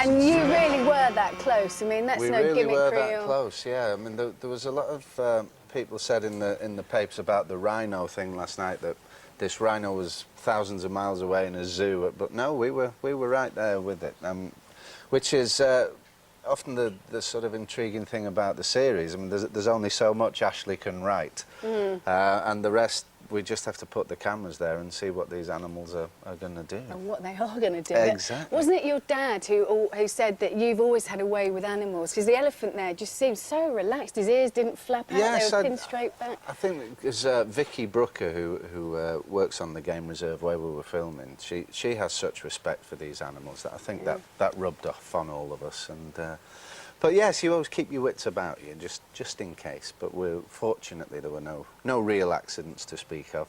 Well, you were very fortunate too, because you took the family with you, didn't you? Little Daisy, who's I 5 did, now, yes. and your wife I'll just Nikki. wave to Daisy, because she'll be getting Oh, you ready. better wave She'll be again, because we getting put a ready. picture of Daisy Oh, up there yes. instead. That's right. Now wave to Daisy again, because she won't sit Hi, there. Daisy. Get ready Hello, for school Daisy. now. Bye. Oh, sorry, Nikki, it's that horrible morning rush thing. Morning, Nikki. Hate that going to school in the morning rush. Absolutely. But how did they enjoy it out there? They absolutely loved it. Well, Daisy, you know, she's 5 now, and she was just in 7th heaven. There was a litter of lion cubs that were born on the reserve while we were there, so she was regularly playing with them. They were like 6, 8 days old and still don't have their teeth, and so it was. There was just the 6 of them in together doing lots of rough stuff. Well, she'll never forget that, will No, she? exactly. And talking of litters, of course, Amanda was expecting her own litter. Amanda Holden, Well, she was that's filming that, a wasn't subtle she? way of putting it. Yes, the joys of childbirth. She, in fact, only had one little lecture. She did. She did. A week last Saturday. Hello. Hello, hello, So, yes. Amanda. Hello. What is this? Well, it's just saying We're just hello. catching up with some old friends, aren't we? It's what you exactly. do at this time of the morning. Listen, lovely to see you again. Lovely, And it was thank lovely you. to see Thank that you for last night. having It me. really is good old Sunday night entertainment. Absolutely. Nice to see you in it. Thank you. Episode 3, Stephen gets mauled by a lion, so you won't want to It's miss it. lovely. Very true. So he doesn't have quite that knack with animals that he's been telling us That's right. about. We've got Mr. Blair in later on after 8 o'clock. We've got Preston here from the Big Brother house, and we've got the weather with Claire. GMTV weather, sponsored by Tops Tiles, brightening homes, whatever the weather. Hello, good morning. Now it's going to be a dry day everywhere, a dry week apart from Western Scotland. On Thursday we could see a little bit of rain. We do actually need the rain. January was a very dry month indeed. And it's a very cold start to the day across Scotland and Northern Ireland, Cumbria as well as Northumberland, where there's been clear skies overnight. Some fog problems this morning, particularly for Northern Ireland. And temperatures have dipped to -10 in places across central parts of Scotland, even further south down to -4 or -5. Sub-zero across western parts of Wales as well, but where the clouds are stuck overnight, that's temperatures here are on the up, around 5 or 6 Celsius. It's going to be very cold wherever you are. Now for Scotland through this afternoon, bright, dry with some sunshine, temperatures 5 Celsius, just a light breeze. Pretty perfect conditions really for January. And for Northern Ireland, we're seeing some dense fog patches here, but out of the fog we should see some sunshine. Northern counties of England seeing some bright weather down to North Yorkshire, where there will always be more in the way of cloud. Sunshine for western parts of Wales, although across central parts as well as the Midlands, East Anglia as well as eastern England seeing that cloud continuing across the southeast. Perhaps 1 or 2 favoured spots seeing some sunshine, although the winds will be very strong here, and what that means is we'll see a wind chill factor. Temperatures up to around 6 or 7 Celsius, feeling more like 0, so very cold indeed wherever you are today, if you're seeing the sunshine or even the cloud. And then overnight tonight, temperatures again dip quite low, particularly across Scotland and Northern Ireland, Northern England where the skies are clear.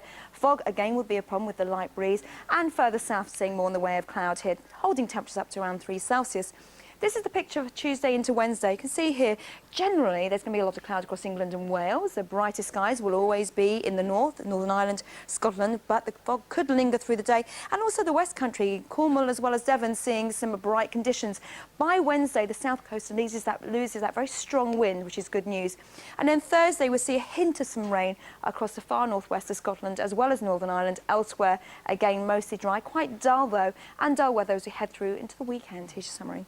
For your in-depth local outlook, visit our website, or for a 10-day forecast, call GMTV's Weatherline on 0905 514 0000. Poor Preston. It's been one hell of a weekend. He's a tired boy this morning, aren't you?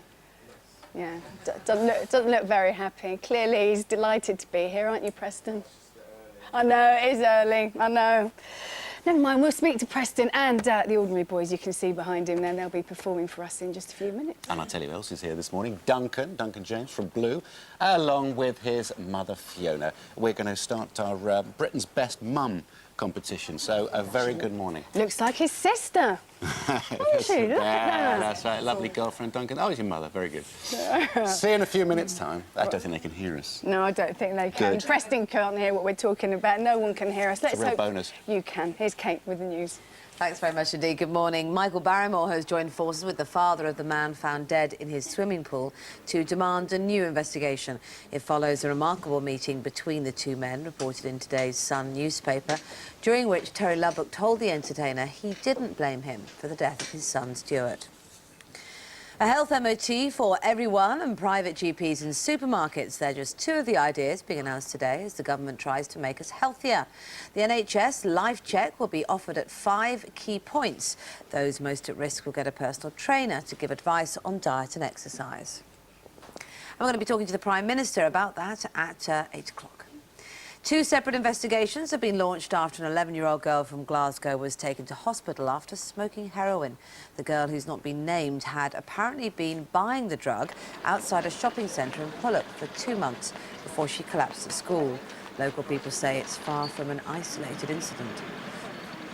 Drugs have now become so socially acceptable, and who's done that and who's created that? It's each and every individual one of us, you know, that we've allowed that to happen under our noses. You know, there's a wee girl could buy heroin where I'm standing today. That's not unusual or unique anywhere. You know, go to lots of streets in Glasgow and you'll be able to do the same thing. What do? We turn a blind eye to that.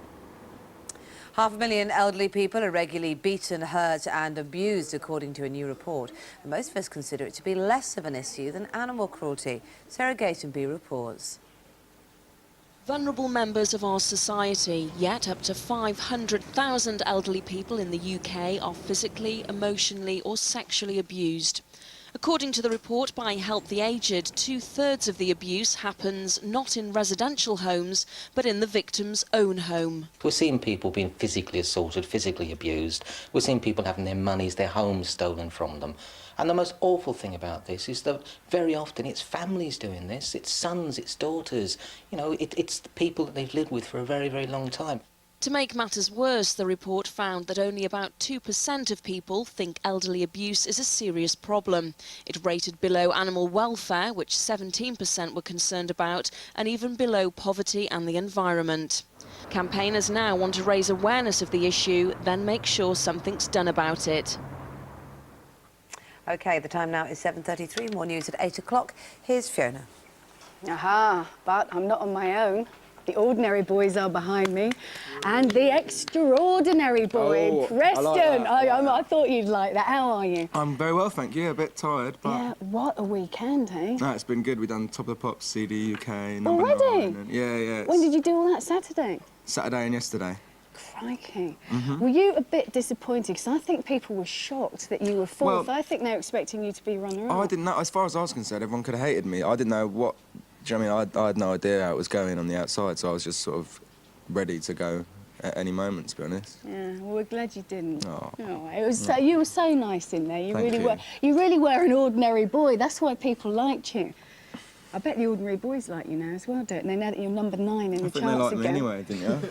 Yeah, but even more now. Are you pleased with him, boys? Yeah. It's nice to be back at number 9, isn't it? Ooh, I think we better hear them sing. We're going to hear you sing the single now, anyway, aren't we? And we're going to be talking to you later. Lovely. All right, and Chantel loves you, she says now. Bye.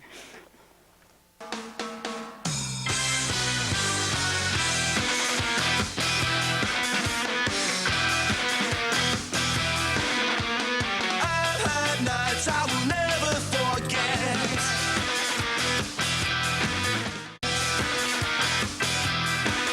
I could take it on the chin and say boys will be boys. There's been girls that have stolen our hearts, but their arms simply couldn't be prized apart. Don't ever let your sinner say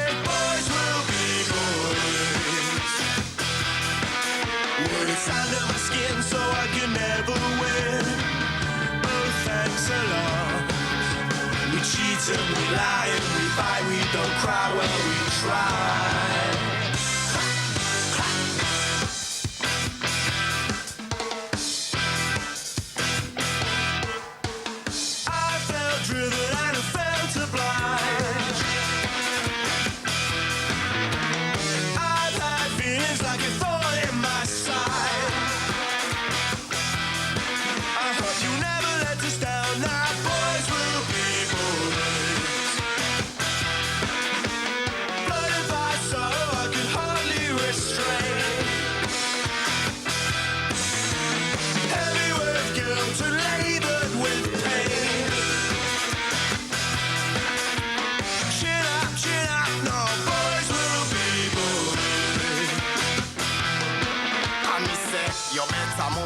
the way he.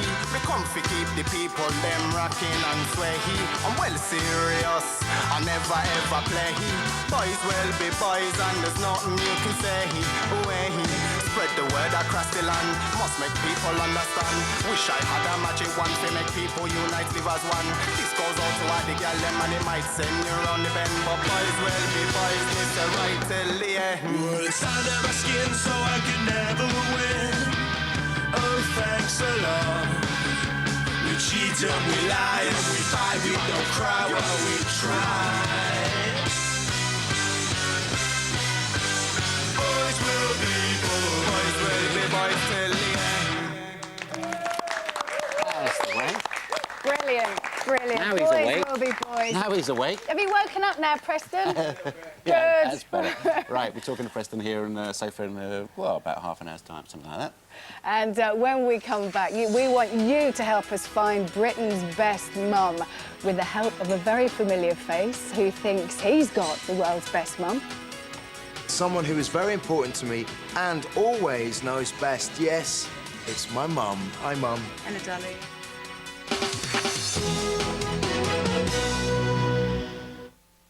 One bottle of Buttercup sitting on your shelf. One bottle of Buttercup sitting on your shelf.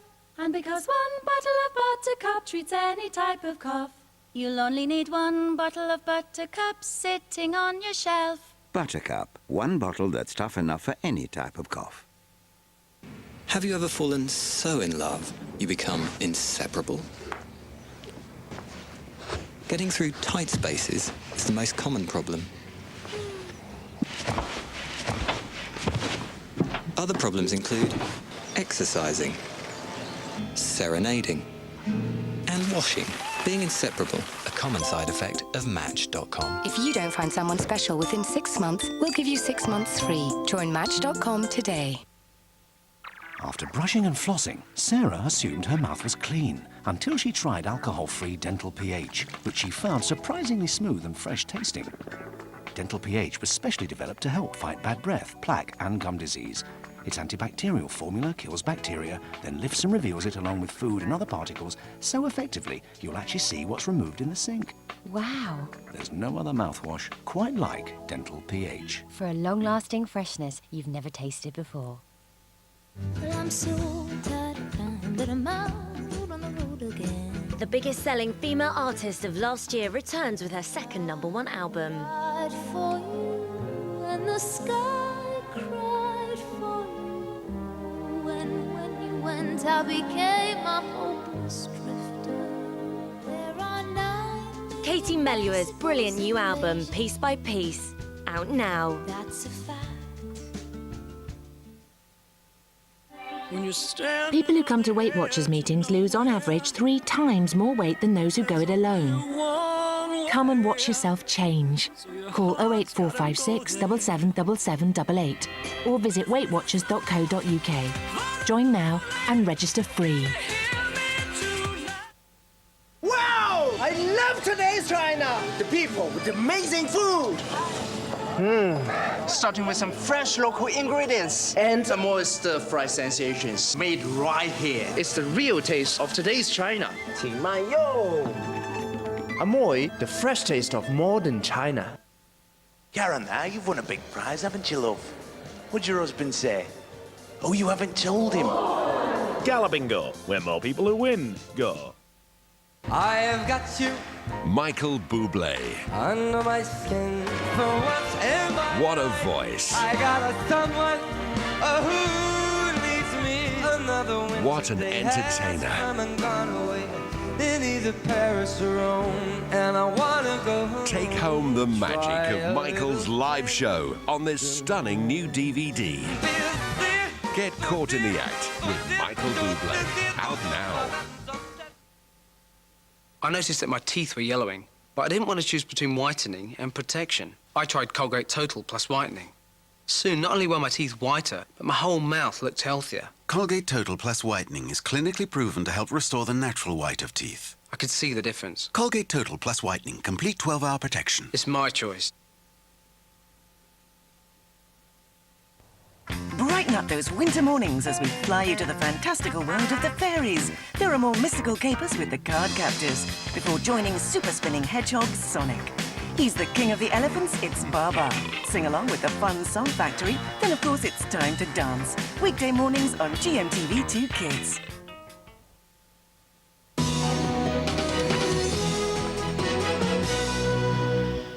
Britain's Best Mum, sponsored by Pride and Prejudice on DVD. May I have the next dance, Miss Elizabeth? What have you done to poor Mr. Darcy? It's here, Britain's Best Mum competition, and this here is Duncan, and he thinks that his mum Fiona is the bestest in the world. Quite right too. Morning, guys. Good morning. So you get on well still? No scrapping, no fighting? Yeah, we're sitting next to each other, aren't we? He's very bossy, though, isn't he, Fiona? He's very bossy indeed. I'm not bossy. You You're are. bossy. He is. Is he the man in your life? He acts like my husband. Well, I guess because I need to find your husband. Yes, Anyone that's out there? Oh, Duncan. Well, tell us a little bit about your mother. Sell her to the nation. We're going to find her a husband right now. This competition has just changed just a little bit there. Yes. No, I mean... What is she like? What do you like, Mum? My mum's a good laugh. I'll get on with my mum because I've only got my mum. So, I mean, I was brought up as an only child. And so I'm really, obviously, close to my mum. And then 11 months ago, I had a little baby girl. So now my family grew. So now I've got 2 women in my life instead of just the one. That's tremendous. Isn't it lovely? What's the little one like? She's beautiful. She's absolutely gorgeous, isn't she? She's lovely. She's just starting to walk, doing first forward steps and stuff. So it's a great moment, isn't it? Now, did he ever require disciplining at all growing up, or was he a naughty boy? I mean, what characterised Duncan as a kid? What was he like? Do you know what? He didn't really need much disciplining at all. Did you cut his hair? Sometimes, and I used to dye his hair as well. Did you? When he was about 4... It's not right, Duncan. When he was about 4, I always blow-dried his hair, and I used to spray that sun in. That sunning made it orange. Yeah. I used to use that. And despite these difficult early years, he went on to be a success. He did. Oh, look, that's lovely. That looks like it might be a holiday snap. That was lovely. Because you grew up in the West Country. Well, it was West Country you grew up in, wasn't it? Yeah, Dorset, and then we moved to Devon when I was 13. Did all my schooling down there and stuff. Was that a nice place to grow up? Oh, it was really lovely to grow up. You know, it was by the sea, and you know, I had some really nice friends there. It was really good place to grow up. And it was safe. That was the main thing. It was really, really safe. Yes. Do you think Mum put you on the path to where you are now? Well, ever since I was little, I always had an interest in acting and stuff, and my mum was always really supportive, and I think that was the most important thing, you know, to know that I was able to go and do the musical theatre stuff, and I was able to sing, and Mum always encouraged it, so... And also, I was quite musical at school. I mean, I used to love ballet and piano, and so it was kind of natural that he would start to learn the piano as well. Is it safe to say you didn't always have great resources to send him away and just be able, for him to do anything that he wanted to do? You had to be careful with the finances. When he was quite young, he did want to go to acting school because he's always wanted to do acting, but I couldn't afford to send him to acting school. So when we moved to Devon, the next best thing really was the school he went to. The drama teacher, she was fantastic, and that really gave him a good start. What was her name? Miss Davis. Angela Davis. Well, you never forget, do you? No. The one person that encourages you. She was great. She really was wonderful to you, wasn't she? Yeah. And I think that gave him a good start. So very proud of his achievements. Yeah. When there's been criticism or when there's something difficult to read, you know, because, you know, public figure, you get both sides. How have you handled that as a mum?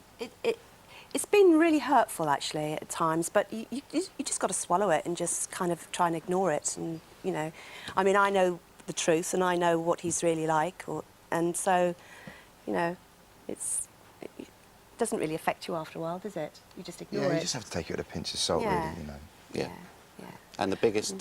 sorry, Fiona? No, I just wanted to know if you vetted his girlfriends, Fiona. Oh, yes, they have to would. go past me, Yeah, definitely. It's like I vet her boyfriend, so... Yes. Well, you've actually been very tough just lately, right? We've got to find somebody for Fiona. It won't be hard now. No, I mean, I do want my mum to... And, you know, I don't want her to be on her own. I want her to end up with someone nice and, you know, so that's important to me because, you know, I don't want you to grow old on your own, do I? I want you to have someone to look after you as well, so...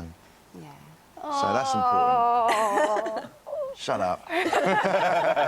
He's a good boy, is he? Right, if you've got a mum in a million you want to nominate, or somebody else's mother perhaps, here's what you need to do. Here's the details for our Best Mum competition. Send your entries to Britain's Best Mum, GMTV, PO Box 12789, London, SE1 9EW. If you've got a camera phone that takes video, send your messages to 07739 672 673. Messages cost 50p and the standard network rate. Or email us at gm.tv. The closing date is the 13th of February, and we're sorry photos cannot be returned. And you can find all those details on the website, gm.tv. Fiona, lovely to meet you. Thank you very much for coming in. Duncan, once again. Thank you. And whoever the bloke is that just sat down on the end, thanks for coming in. Always table 9, always the singles table by the toilet door. That's me. Isn't it amazing how much we look like each other? Do you reckon? Never knowingly seen in the same room. Dreaming again. Yeah, dreaming again, indeed. Join me for all the soap news that's coming up in just a moment and find out why Tyrone and Maria are on a rocky road in Weatherfield. See you in a minute.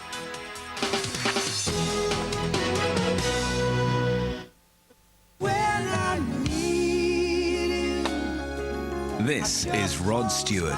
If We Fall in Love Tonight, the Love Songs collection. First cut is the deepest. Baby, I know. Have I told you lately? No one sings a love song quite like Rod. Rod Stewart, If We Fall in Love Tonight, the Love Songs collection. The perfect gift for Valentine's Day.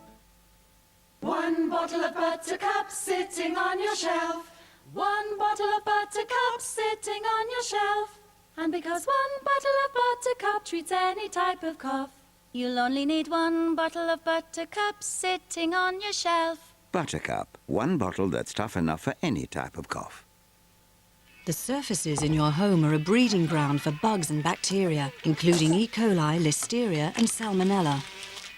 New Bugs Away has micelle action, which lifts the dirt, grease and grime you can see. Whilst the active ingredient destroys bugs and bacteria you can't, it's so effective it even kills MRSA. New antibacterial, antiviral Bugs Away leaves your home cleaner and safer for your family. One spray and it's Bugs Away.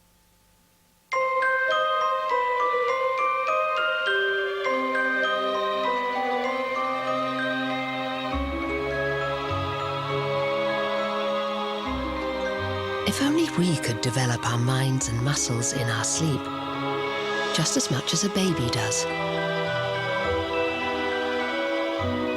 For all their amazing developments, Pampers helps protect sleep up to 12 hours. Inspired by babies, created by Pampers. Did you know that up to 90% of bad breath is caused by the germs on your tongue?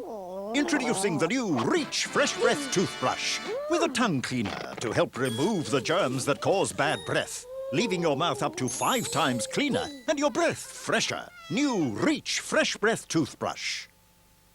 Did you know you can find whole grain goodness in every cereal from the Weetabix family? Weetabix, what are you made of?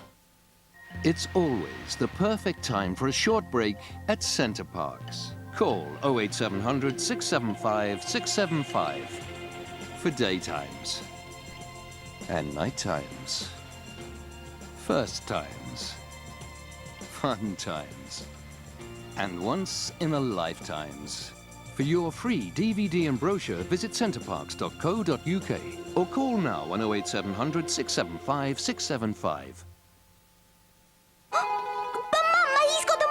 Don't worry. When it tastes this good, it's no wonder they eat all the vegetables. Dormio's new chunky recipes. I've been loving This is the ultimate tearjerkers. 40 of the most moving songs ever written. For times of reflection and of bittersweet memories. Relive those heart-rending moments and those feelings of regret. Goodbye, my lover. Get over it with the ultimate tearjerkers. You have been the one. It's a perfect gift for Valentine's Day. When Kate met Gwyneth Paltrow, she talked of her new film role. I had some very emotional days doing it. Of her late father. He was hilarious and totally supportive. Gives advice on childbirth. Don't sleep for about 6 months. And reveals her beauty secrets. Makeup. Gwyneth Paltrow, Thursday, GMTV.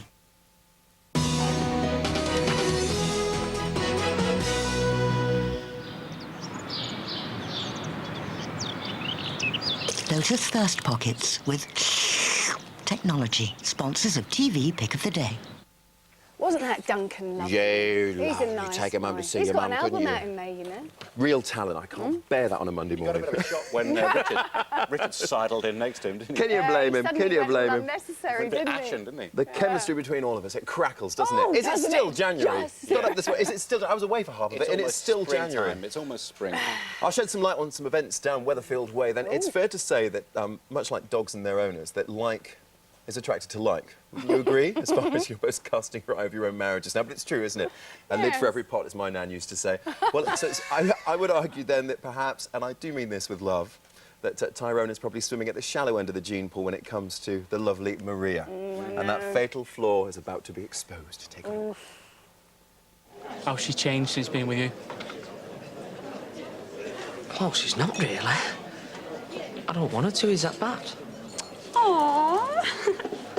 Just put that more confident and outgoing, isn't it? Are you? Yeah, well, we want it to sound even, don't we? Oh, just sound even.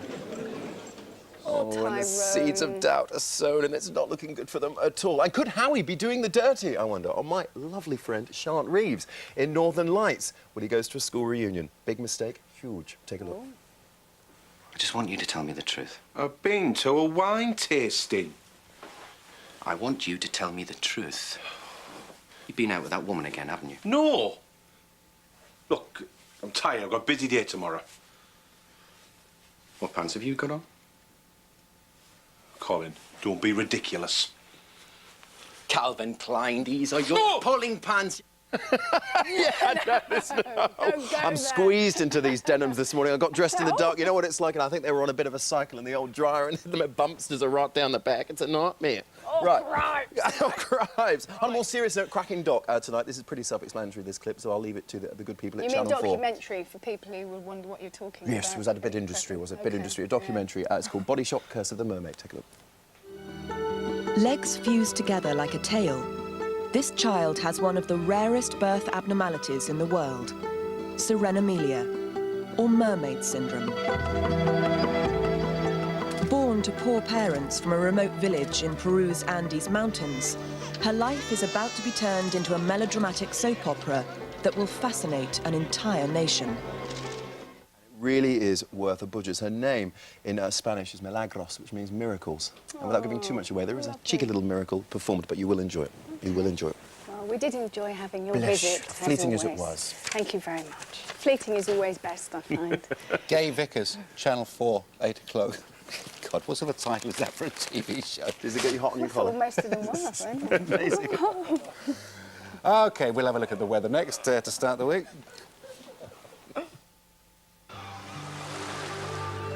GMTV weather, sponsored by Tops Tiles, brightening homes, whatever the weather. Hello, good morning. It's a chilly day wherever you are. It's going to be a dry week apart from the westernmost side of Scotland, where we should see some rain on Thursday. We really do need the rain. Sadly, in January, 30% of rainfall across England and Wales. We need more over the next few months, although we could have a crisis through the summer months. But at least today we will see some sunshine. Sunshine for Scotland, you in Northern Ireland, as well as the far north of England, where temperatures have plummeted overnight, -9, -10 across the central band of Scotland, their highlands, down towards -4, -5 across Glasgow and Edinburgh, -3, -4 across Belfast, as well as Londonderry. But here we are seeing some fog problems as well. Sub-zero for western areas of Wales, as well as the West Country. You should see some sunshine here today. Elsewhere, there's a lot of cloud, and that's keeping temperatures up. Through the afternoon, then, for Scotland, it's not looking too bad at all. Enjoy the sunshine, but wrap up warm if you are out and about, not actually reaching above freezing across places such as Fort William. Elsewhere along the coast, 5 Celsius, 41 Fahrenheit. Now, heading further south, it really is a case of bright weather across northern counties, the border regions. And for Northern Ireland, watch out for that fog through this morning into this afternoon, lingering on in 1 or 2 spots. Eastern areas of England seeing that cloud, and cloud extending down to Wales, although the western side here seeing some sunshine. Midlands, East Anglia, again rather cloudy. Windy in the south or the southeast, as well as southern areas of England. Southampton seeing temperature around 6, wind chill feel more like 0. And for the West Country, you could see some sunshine again. It's going to be very windy here, as well as the Channel Islands, 7 Celsius here, that's 43 degrees Fahrenheit. So it's going to be a cold day over. It's going to be a cold week, really, particularly in the north tonight with clear skies. Temperatures again dipping at sub-zero, away from where the fog is, where I think it could linger through the morning into the afternoon. That's because the winds are going to be so light. For England and Wales, again, more in the way of cloud, and that leads us into Tuesday and also Wednesday. We lose the wind in the south on Wednesday. That's good news. But there will always be a lot of clouds stuck under a big area of high pressure. The best of weather always across Scotland and Northern Ireland, although western areas of Scotland seeing more in the way of cloud through Thursday into Friday, and that's going to see, I think we could see a little bit of rain here. Rain also for Northern Ireland, but elsewhere I think it's going to remain dry. Temperatures struggling, 3 Celsius under all that fog and cloud. Here's your summary. For your in-depth local outlook, visit our website, or for a 10-day forecast, call GMTV's Weatherline on 0905 514 0000.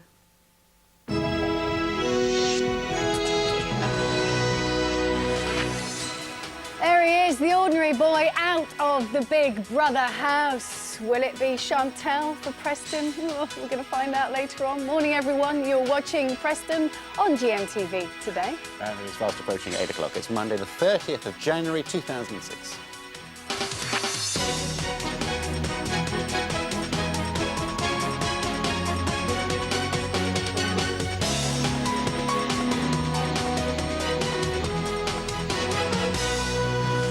Well, he was one of the favourites to win until Chantal stole the hearts of the nation, but did she steal Preston's heart as well? I'm sick to death of hearing about this already. And poor Camille, what does she have to say about it? Oh, sorry, Preston, I know it's bugging you, but oh, look, he's not happy. It's okay. Bless It'll be him. all right if it makes him $1 million, don't worry. See you in a minute, Preston. See you in a bit. All right. Not a happy ending for Andrea. Oh, poor She Andrea. did very, very well on Saturday. Dancing on Ice is what we're talking about. This was a wonderful artistic performance, not to say athletic. Even Jason said that the Great Dane with Botox was very good. Andrea in half an hour. She hasn't had Botox, by the way, because that's never been denied, has it? No. People still think she has. She's never had Botox in her life. Oh, she did so well. She had to skate off, but Stefan got through in the end, didn't he? Can we say the same about Keith Chegwin? Botox or not? You decide. It's entirely up to you. I've not had Botox at all. A very good morning to you. It's the launch of my fantastic week. Yeah, knocking on your door, giving away £10,000. And look at this. It's the Nutty family. It's the Yardoo family. They're £10,000 winners. Be chatting to them later on and telling how you, yes, could win £10,000 with me knocking on your door. See you soon. We look forward to seeing you later. Keith, thank you. Right, let's go outside someone else's house now, number 10 to be precise. A health MOT throughout your life, a private GP in supermarkets or on the high street. Just two of the ideas being announced by the government promising more access to GPs. As I said, the Prime Minister is outside number 10 for us this morning. Morning, Prime Minister. Thanks for joining us this morning. Hi. Hi. People are a bit confused about this, I think. Can you outline the proposals that you have in mind, first of all? Yeah, basically, Fiona, we undertook a huge consultation involving about 42,000 people and in different parts of the country. We said, what do you actually want from your local GP services? And they said we want them closer to where we're actually living and working. We want to be able to have better hours of opening and easier times so that, if you like, the service is moulded around the patient, not the patient around the service.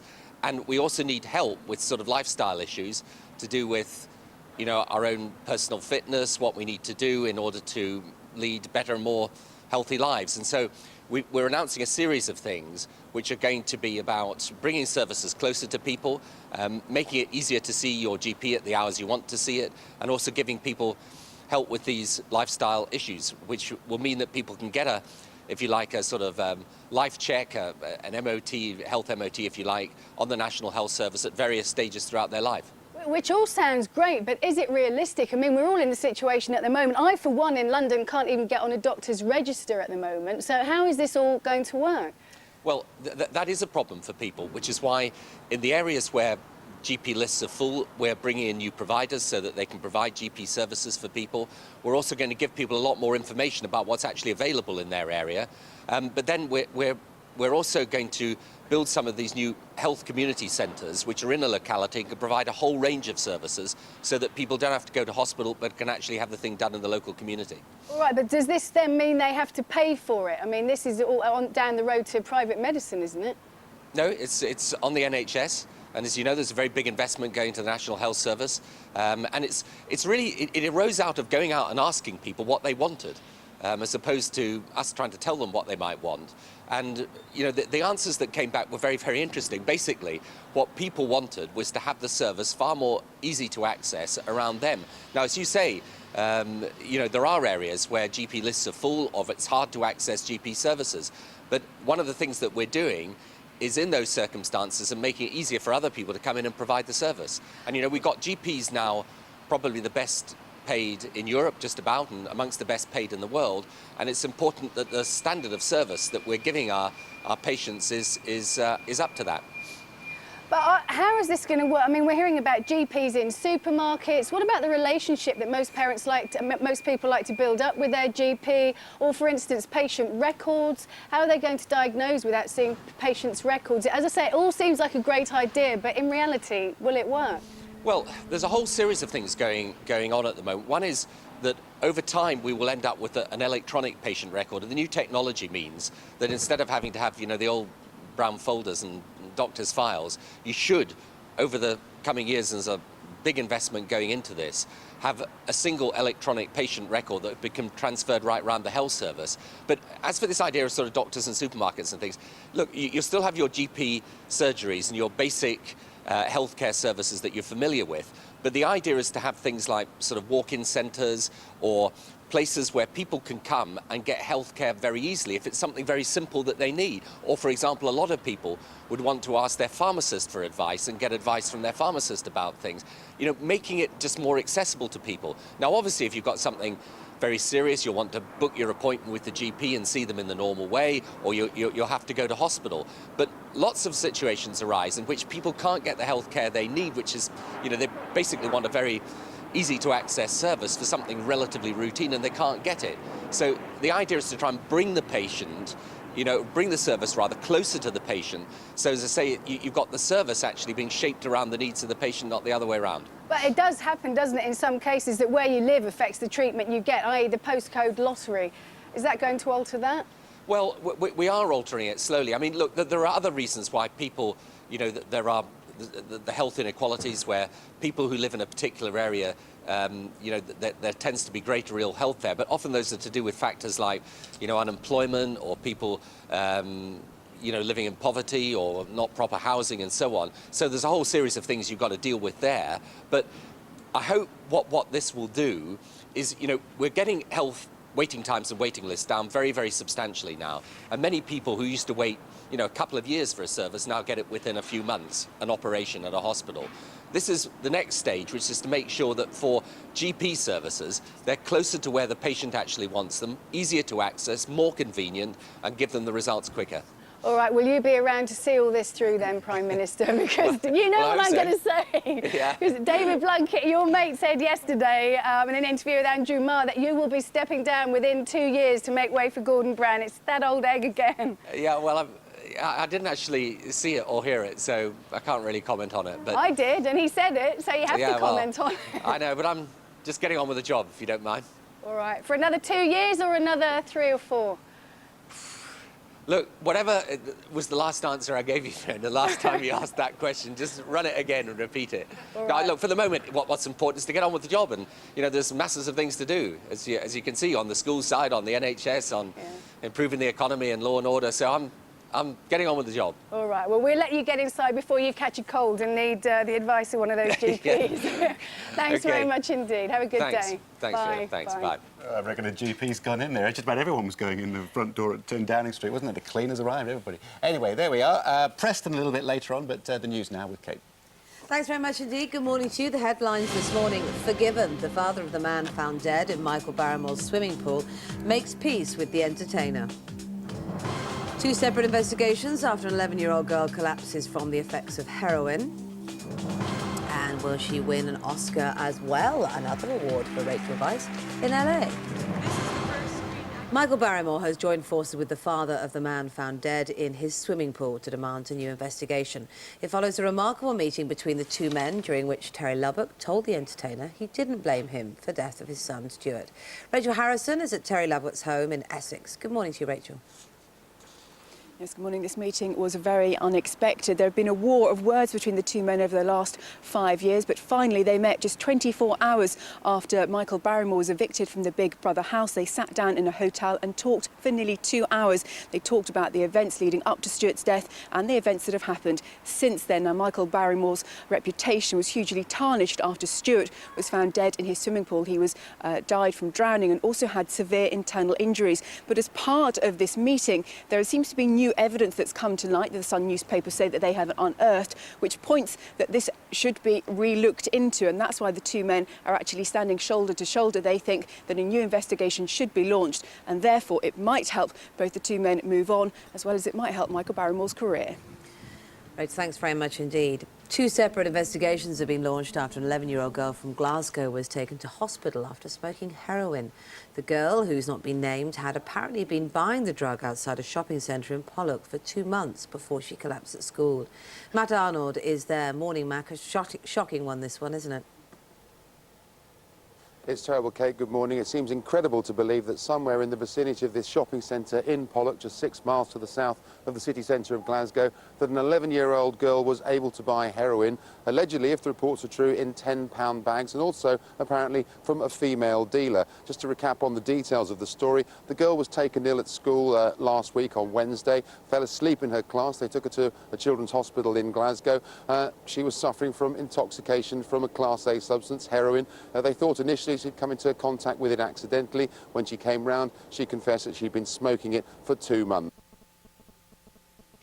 We lost Matt there, but we'll thank him very much anyway. And the British star Rachel Weisz, bit of showbiz for you now, because she's been named Best Supporting Actress at the Screen Actors Guild Awards in LA for her performance in The Constant Gardener.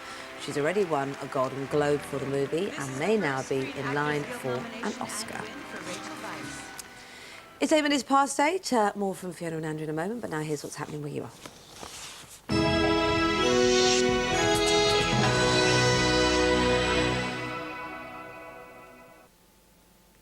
Good morning. Welcome to the Breakfast News from ITV Granada. 2 bank clerks will be sentenced later after they stole from the accounts of Manchester City players because they thought the footballers were so rich they wouldn't miss the money. The men who worked for the Co-op Bank were part of a gang who stole over £300,000 in 3 years. 4 men pleaded guilty to stealing the money from Matthias Viwauso, Jamel Belmadi and Daniel Van Boyten. The future of over 2,000 civil service jobs on the Fylde Coast is being discussed today. Staff at the Department of Work and Pensions offices in Norcross face job losses following government plans to cut over 100,000 civil service posts nationally. Wire MP Ben Wallace will today ask the government to fully explain its plans for the site and end continuing uncertainty for staff.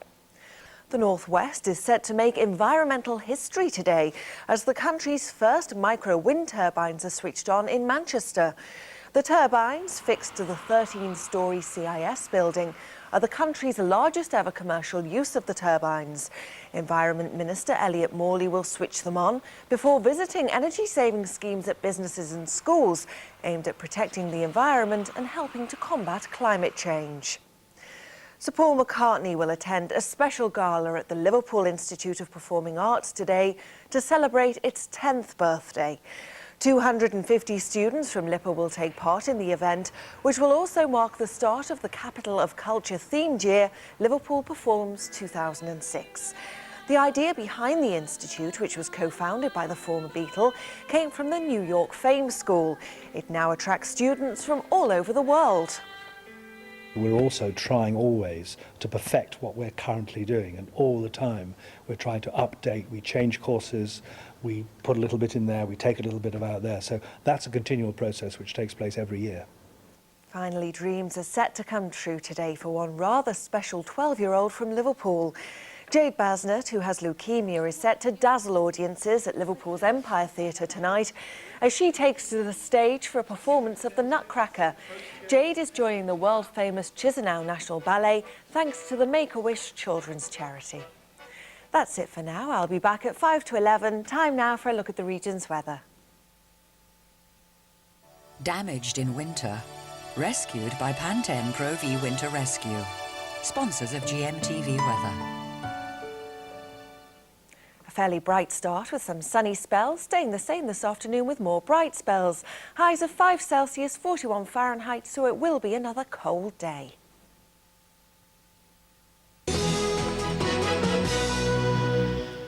Hello again. Preston is out of the Big Brother house, but he's in our little house this morning. Preston, have you woken up yet? I'm getting there, Yeah. just about. It's hard, isn't it, getting up early? Oh, I've been up since 4 o'clock this morning. I know, after the weekend you've had. You're not going to get any well. sympathy around here. No, I know. Poor Preston. Poor me, eh? Yeah. It's nice to see you. That's nice to be here. Thanks for having me. Celeb Big Brother finishing on Friday.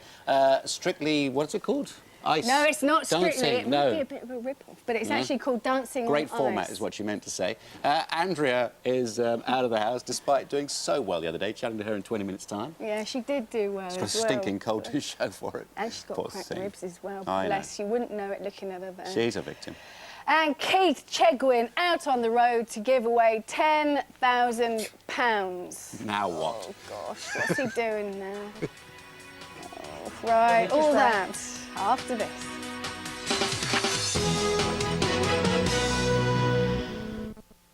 The Love Songs album. 40 of the greatest ever love songs. Featuring Girls Aloud, Texas, Ronan Keating, Pussycat Dolls, and Mariah Carey.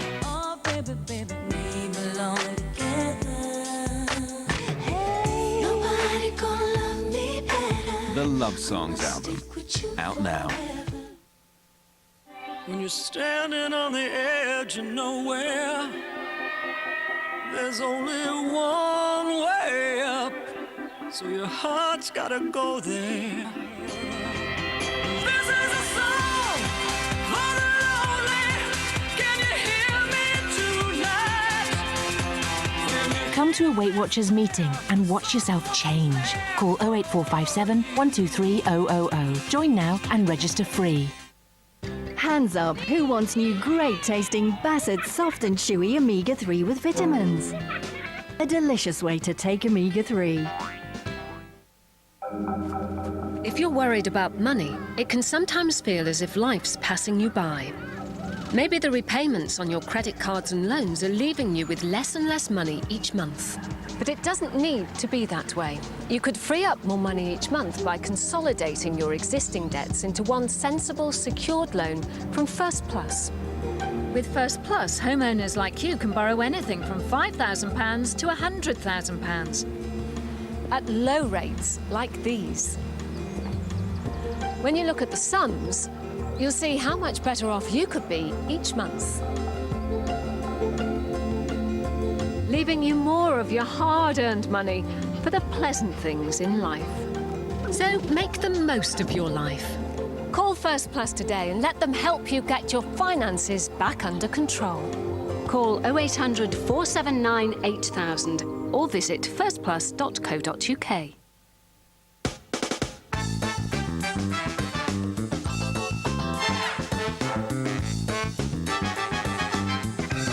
Thought you couldn't afford a decent hi-fi?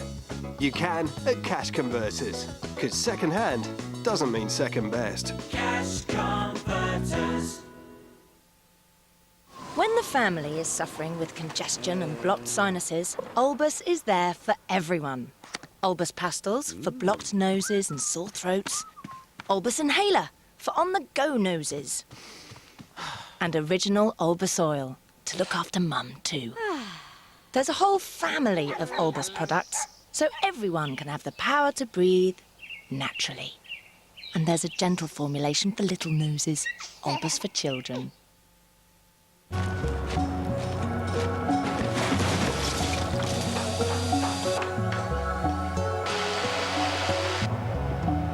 If you need careers advice that's tailored to fit you, call the Learn Direct advice line. Hello, is that Learn Direct? How can I help you? We can now assess your skills and help with things like qualifications and information on funding. And good luck for the new job. And we'll support you every step of the way.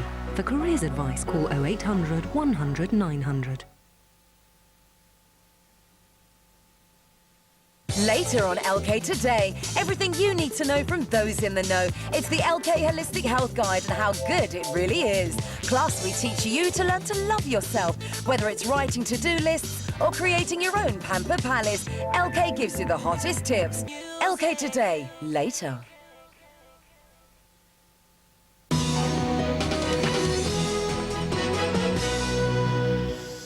You may have seen Preston over the last few weeks. He's become a very, very, very big personality on TV. And actually, you're a singer as well.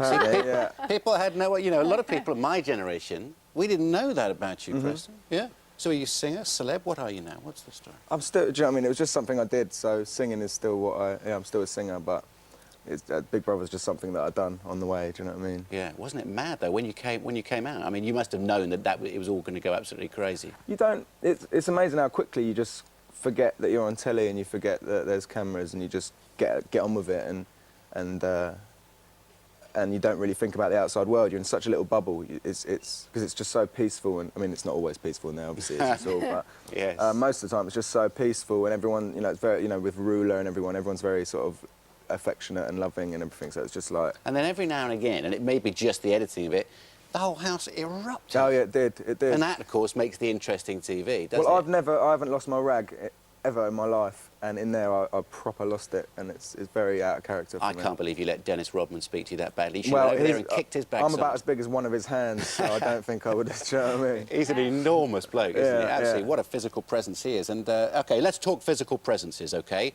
Let's talk about Chantel. Girlfriend of yours or not? Look at all this stuff. Well, I do love Preston, we will stay... I don't know, you tell me, you've had a weekend of it. Like, my girlfriend has gone into hiding. She was pulled out of our flat by her hair by a paparazzi. You know, she's... On Saturday? No, this is like over the past 10 days. Oh, yeah. And, you know, she's had to... Someone at her work said something about her and she's had to quit her job and, like... And then... But... So I don't want to get her involved and I don't want to get Chantel involved, so I don't want Chantel to think that I think she's anything but just absolutely wicked. Do you know what I mean? So, yeah. So all this I don't want to make Chantel think that I don't think that because I think very, very highly of her. Yeah. OK. So it's like I don't know. You're keeping your options open, aren't you? No, it's not that at all. It's not that. Are you trying to protect Camille? Well, I'm just trying to protect them both. Do you know what I mean? Yeah. Yeah. How is she? I mean, she was dragged out of her work. No, of our flat. It's unbelievable. Yeah, I don't know. You know, people don't know this at home. You know, they don't know what the pressure is. Well, I didn't know. I didn't. You know, you hear about the paparazzis, and you always think. I always thought it was like spoiled sort of members of the royal family that don't want to have their privacy sort of invaded.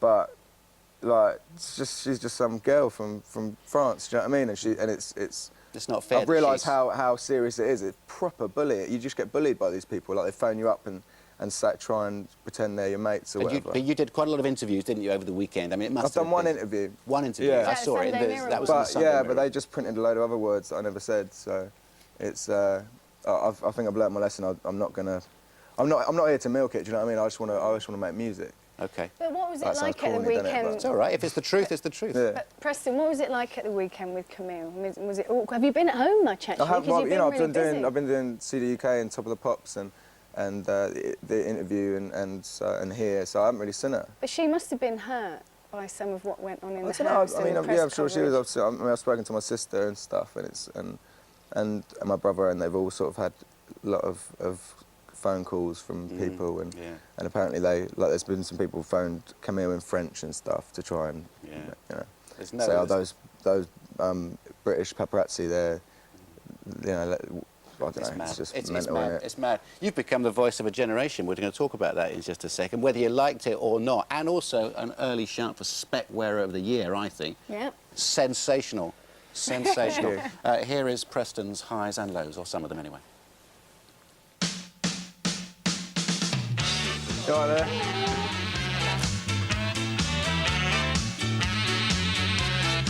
Go on, Preston.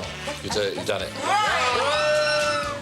See, Preston's always happy when Chantel's around. I'm not in love, so don't forget it. It's just a silly phase. I haven't been emotional or anything here because you're here. Don't interrupt what A cheating politician, what a surprise.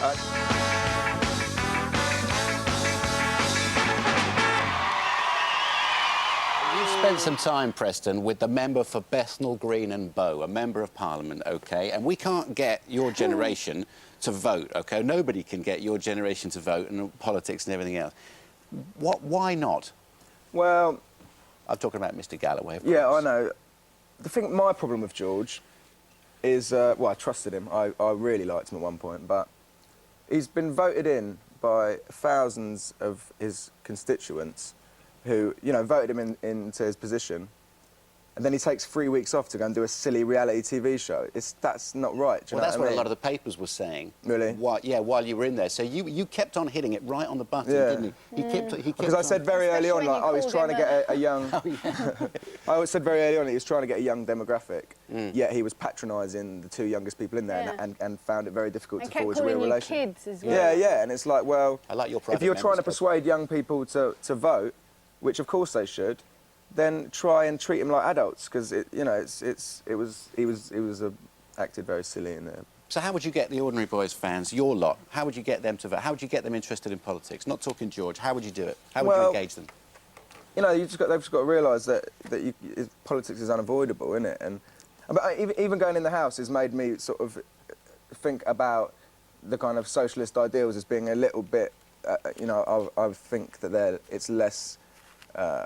Yeah, but it's less of an obvious. It's less of an obvious. A little less practical, maybe. Yeah, well, it's less practical and it's less. Exactly, it is less practical. You need to have a bit of competition because people are naturally competitive, and that's how you.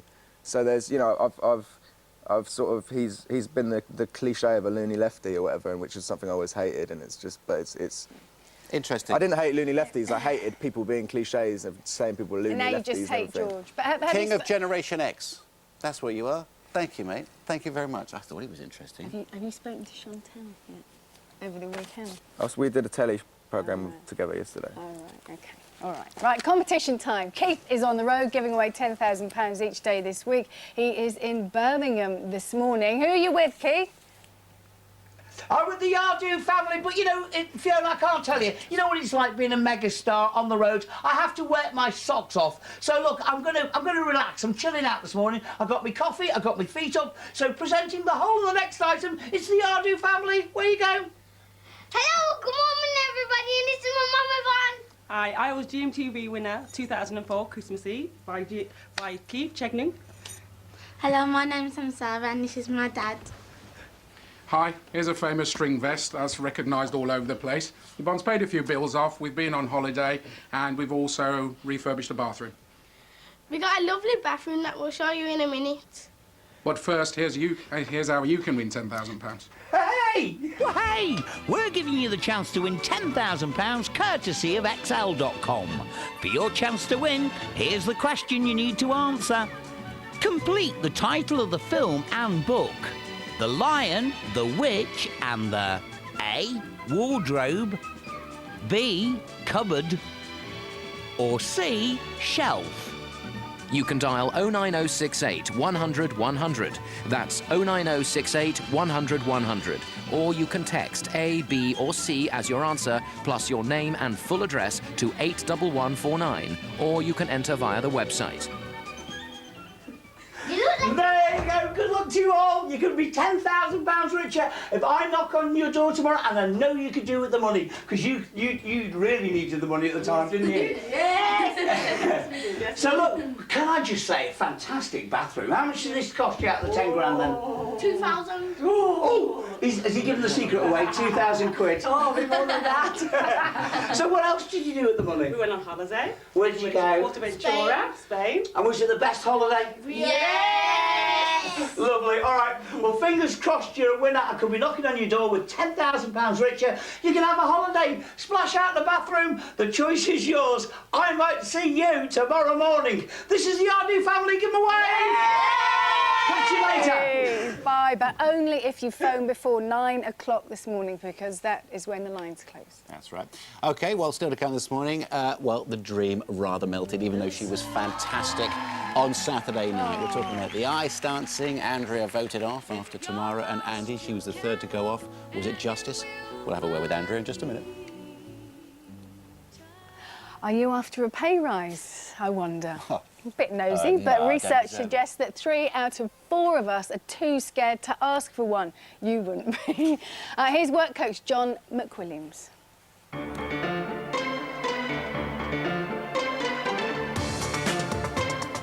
When asking for a pay rise, the key factor is not what's in it for you, but what's in it for the company. So before you meet with your boss, put together a summary of your work over the past year. Be realistic about how much you can ask for. And rehearse with a friend who can take on the role of a difficult boss. Never compare your wage to a colleague's as a justification. This is extremely unprofessional. But do keep selling your product. That's you. If you make a real effort with your appearance and always look sharp, you will be taken more seriously. And don't just think about now. Gaining extra qualifications can make all the difference to getting that pay rise or promotion. So, let's talk about you. So ask your boss about company training schemes, as this shows both ambition and initiative.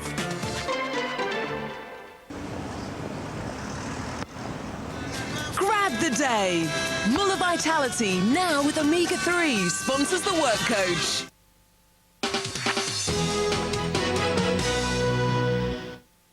Hands up, who wants new great tasting Bassett soft and chewy omega-3 with vitamins? A delicious way to take omega-3. When I interview someone, the most important thing is preparation. And as you get older, it's good to make preparations for your family after you've gone, perhaps as a gift or indeed to help towards funeral expenses. The Guaranteed Over 50 plan is available to anyone aged 50 to 80. It costs from just £6 a month and it pays out a fixed cash sum when you've gone. And you'll be accepted with no medical, guaranteed. Just call 0800 55 60 60 for a personal quotation. Now, when you take out the plan, you'll get your first month's premium free and a choice of welcome gift.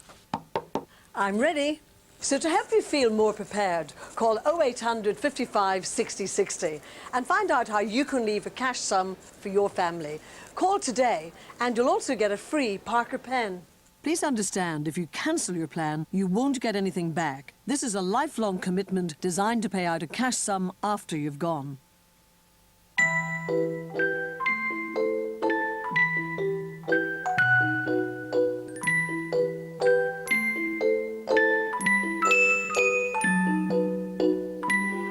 New finest cuts of chicken breast.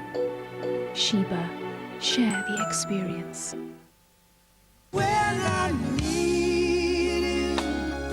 This is Rod Stewart. If We Fall in Love Tonight, the Love Songs collection. First cut is the deepest. Baby, I know. Have I told you lately? No one sings a love song quite like Rod. Rod Stewart, If We Fall in Love Tonight, the Love Songs collection.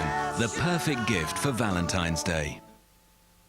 The surfaces in your home are a breeding ground for bugs and bacteria, including E. coli, Listeria and Salmonella. New Bugs Away has micelle action, which lifts the dirt, grease and grime you can see. Whilst the active ingredient destroys bugs and bacteria you can't. It's so effective, it even kills MRSA. New antibacterial, antiviral Bugs Away leaves your home cleaner and safer for your family. One spray and it's Bugs Away.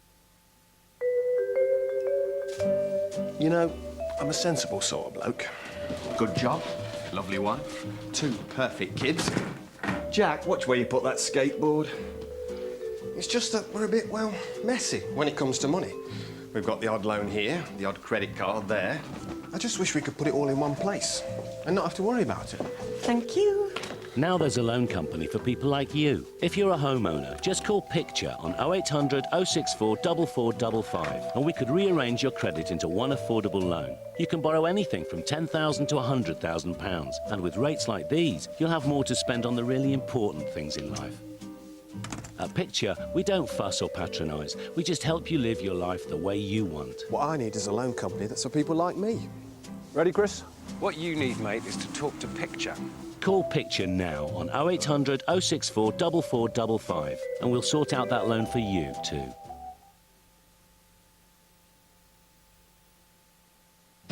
This week on GMTV, meet your favourite stars from one of Britain's best-loved soaps. They're down from the Dales and out of their wellies. So find out what country life is really like as the stars of Emmerdale chat live on the sofa. Out in the country. The Emmerdale special this week only on GMTV. Hello there, good morning to you now. Not since Jennifer Aniston's Rachel cut has a hairstyle been so talked about. What is that? Our intrepid makeover team are itching to give Chantel a brand new celebrity look. And we've got actor Stephen Tompkinson. He's talking about Africa, particularly the elephants. Looking forward to that. Also, Duncan James joins me to tell us why he thinks his mum is simply the best. See you in a minute.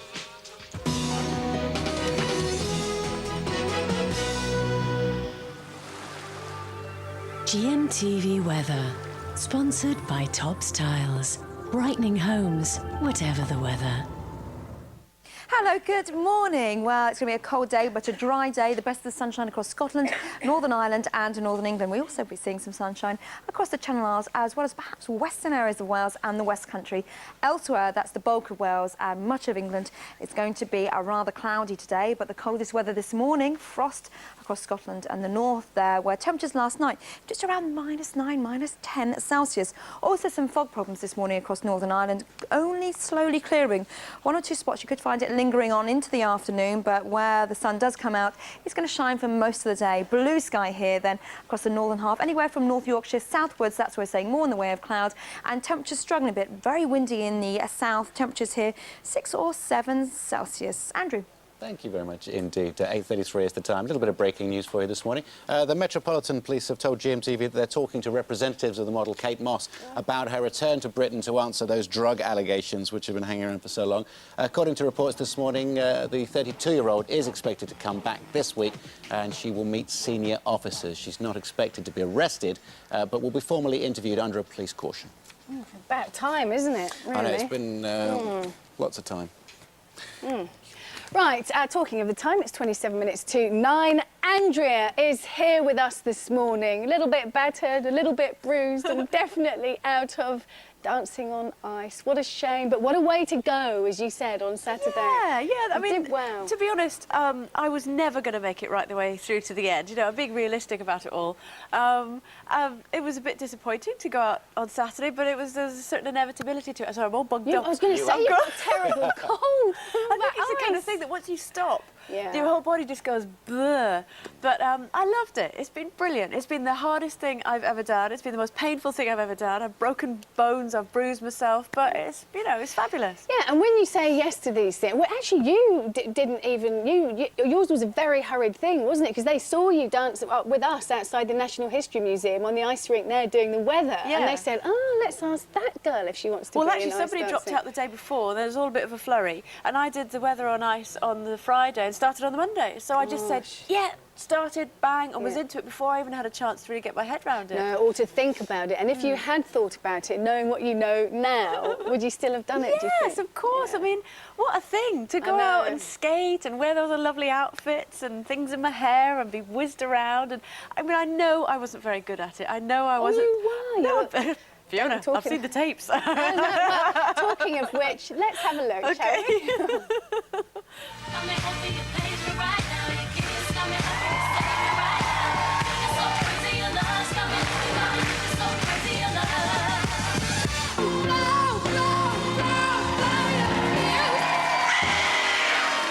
You have great legs, but tonight you had legs like a Great Dane. And unfortunately... Sometimes you picture me,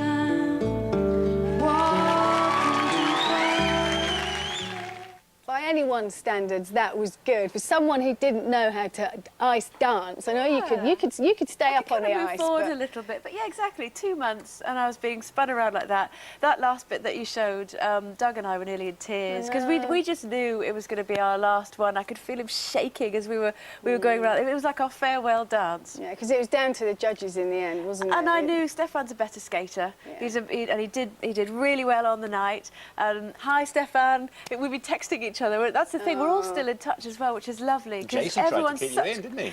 He did. After and all that. what's really interesting as well was when we did the final dance, and I looked over at the judges, and everyone had their head down, apart from Jason. I thought, bad sign. That's it. No one's looking at me. That's a Despite bad sign. the fact he said you have Botox, Andrea McLean. I know. I sound like I've got Botox. Don't you sound as though someone's done something to you. You do have a remarkably smooth forehead. I do, but it's all natural. It's all natural. No, and Jason actually has made the whole thing very entertaining, and a lot of the points that he made had substance to them. He maybe didn't say them in I don't know, the most pleasant of ways, but he meant what he said for the nicest of reasons. It's pantomime, it's entertainment. I know, people shouldn't take it so seriously. Dame Kelly Holmes. Who do you want to win? Do you know what? And it sounds like such a telly cliche, but we all got so close during this. But in terms of who I think skates the best, I think John Barrowman should win. And he's been so lovely. On Saturday, he was giving me vitamin C tablets and golden blue tablets and all this sort of stuff. He's become like a... Are you sure they were that, seeing as you went out? Maybe he was trying to lace you with something that wasn't like vitamin C. I'd say John's... Everybody's lovely, but I think John has got the skating skill to take it all the way. All right, and the entertainment value, I guess, as well. All right, well, it's lovely to see you. You won't know what to do with your spare time. I know. I'm going to go and see my lovely boy, Finley. Finley. We've got Andrea on video on GM.tv. You can see clips. Yeah, you can. But we've got another Kelly now. Lorraine. Here she is. Bye-bye.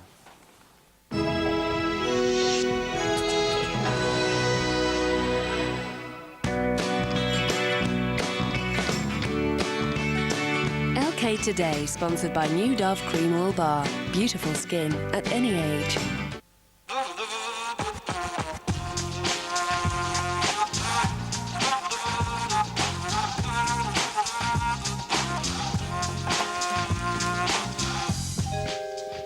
Hello there, good morning to you. Well, we've got a bit of a packed show today to ease you into the week. Wild at Heart actor Stephen Tompkins is here to talk all about the series that started last night on ITV. Duncan James joins me to tell us why he thinks his mum is the best in the world. Also, last year nearly 6 million people in the UK ditched their doctor and went to see a complimentary therapist. And we'll be asking, should you do the same? We'll find out. Tina Baker is also back with exclusive soap news. Oh my God, I've turned it Chantal from Big Brother, so I didn't get to watch the soaps last week. And oh my God, you'll never believe it, but the heartache. I mean, we've got Fred in Coronation Street, we've got Little Bo in EastEnders, we've got everything in Emmerdale. Oh my God, we've got a massacre as well in Emmerdale, like, which is in Yorkshire near Dundee. Oh, that was really, really scary. No, if like, whoa, 7.5 million people, and Tina, glued to your TV set on Friday night, you will have seen a brand new fashion icon was born. Oh yeah. Later on, Mark and Siona are going to be giving her a bit of a tasteful makeover. But first, the gang are all here because now I wouldn't imagine, Mr. Trevor Sorby, that there's going to be many people coming to your salon to say, "Can I have what she's got?" No. I don't think so either. No, it's got to be fixed. It needs sorted, doesn't it? Yeah, but at the same time, it's kind of her trademark at the same time. But I don't think they were put in particularly well. Right. Because it looked like short hair and then this massive drop. And I spoke to a hairdresser in Essex and he told me that cost £400 for that treatment. She was done. Oh, she really was well, done. I would have to agree with you, but I know I'm going to get some hate mail from him now. No.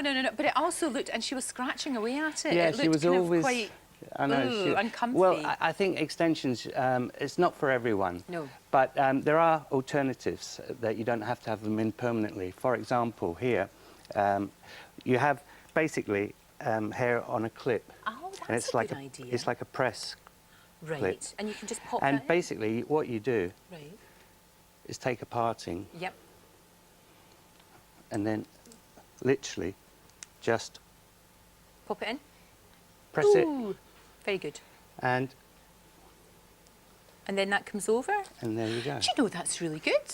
And that's what she should have done. You can wear it just for an evening. Exactly. That helps to bulk hair out or add length. Having said that, on the other hand, on this side, you can actually, it's not a very nice word, but you can actually glue them in.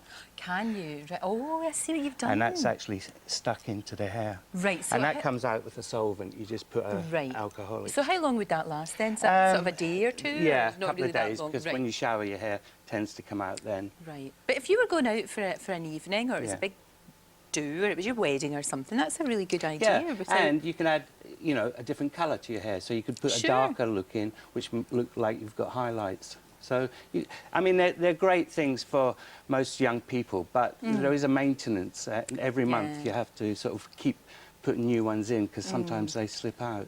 I know, you saw that in the house, though. You saw her, and Tracy as well had extensions, I'm sure, because she was clawing away at her head all the time. Yeah. And you think, oh, they must be coming out, and it must be really horrible, really and no awful. hairdresser in there to help them with they needed you. Do they ever need you? The maintenance thing, though, how much is that going to cost you if you got hair about extensions? £90 a month. Is it? Yeah, So it's you're quite paying... an expensive Yeah, it is. ordeal, but it gives a lot of pleasure to a lot of women that have got very thin hair, very fine hair. Absolutely. Or they want long hair instantly. Sure. Well, we're going to transform Miss Chantel, aren't we? We're going to give her a really good old makeover. Is that object not going to be part of it, I would imagine? I mean, that's great. If you're young, fantastic. Go for it. Why not? Why not? But there's other things you can do to look a bit more classy. OK. Thank you very much indeed, guys. We'll see you later for the Chantel makeover. Now, with just under 6 million Brits spending a combined £150 million a year on complementary and alternative medicines, looking after your own health and well-being is bigger business than ever. But how much do you know about alternative medicine? Well, all week, Dr Hilary Jones and health journalist Suzanne Duckett, they're going to be introducing us to the world of holistic health. Great to see you both.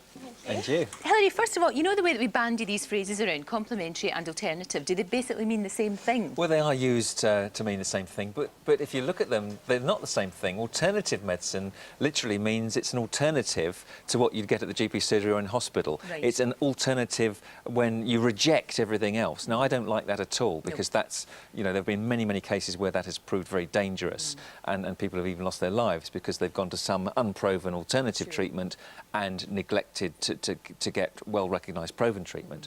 Complementary therapy, on the other hand, is exactly that. It means that the two things work hand in hand, so you get the best of all worlds. Right. And we call that integrated medicine. And I really approve of that, because there are certain things that orthodox medicine doesn't do well, but complementary medicine does very well. So that's what I prefer. Complementary therapy, no, and I but think people do more, use it to mean the same. And I think a lot of GPs now are coming round to your way of thinking. The sort of older generation are a wee bit sceptical. Sure.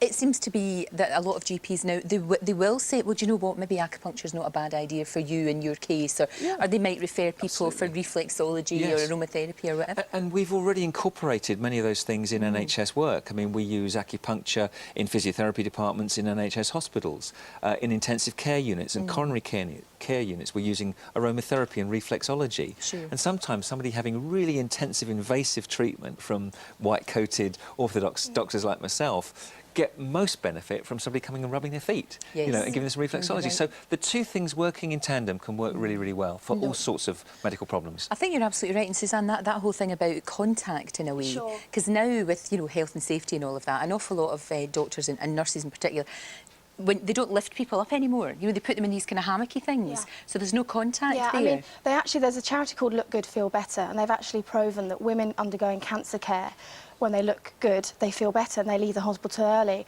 And that can be things like aromatherapy massage, that can be having Indian scalp massage, so that they relax, they feel better about themselves and they recover quicker. So, you know, and it's been going on in nature for thousands and thousands of years. And I think, interestingly, it's Year of the Dog now, the new Chinese New Year, and the dog is very health conscious. And I think we're starting to open our minds a bit more, see how things can work together, because I agree with Hilary. I think it's a combination of both of them. I would never reject, you know, there's no way that you're going to say, no, I've got this terrible thing, I'm not going to take the penicillin. No. I'll take a tea with some herbs in it. We'd still be dying of pneumonia, wouldn't we? Well, so much depends. I mean, you wouldn't go to a complementary therapist if you've got appendicitis or a pneumonia or septicemia meningitis.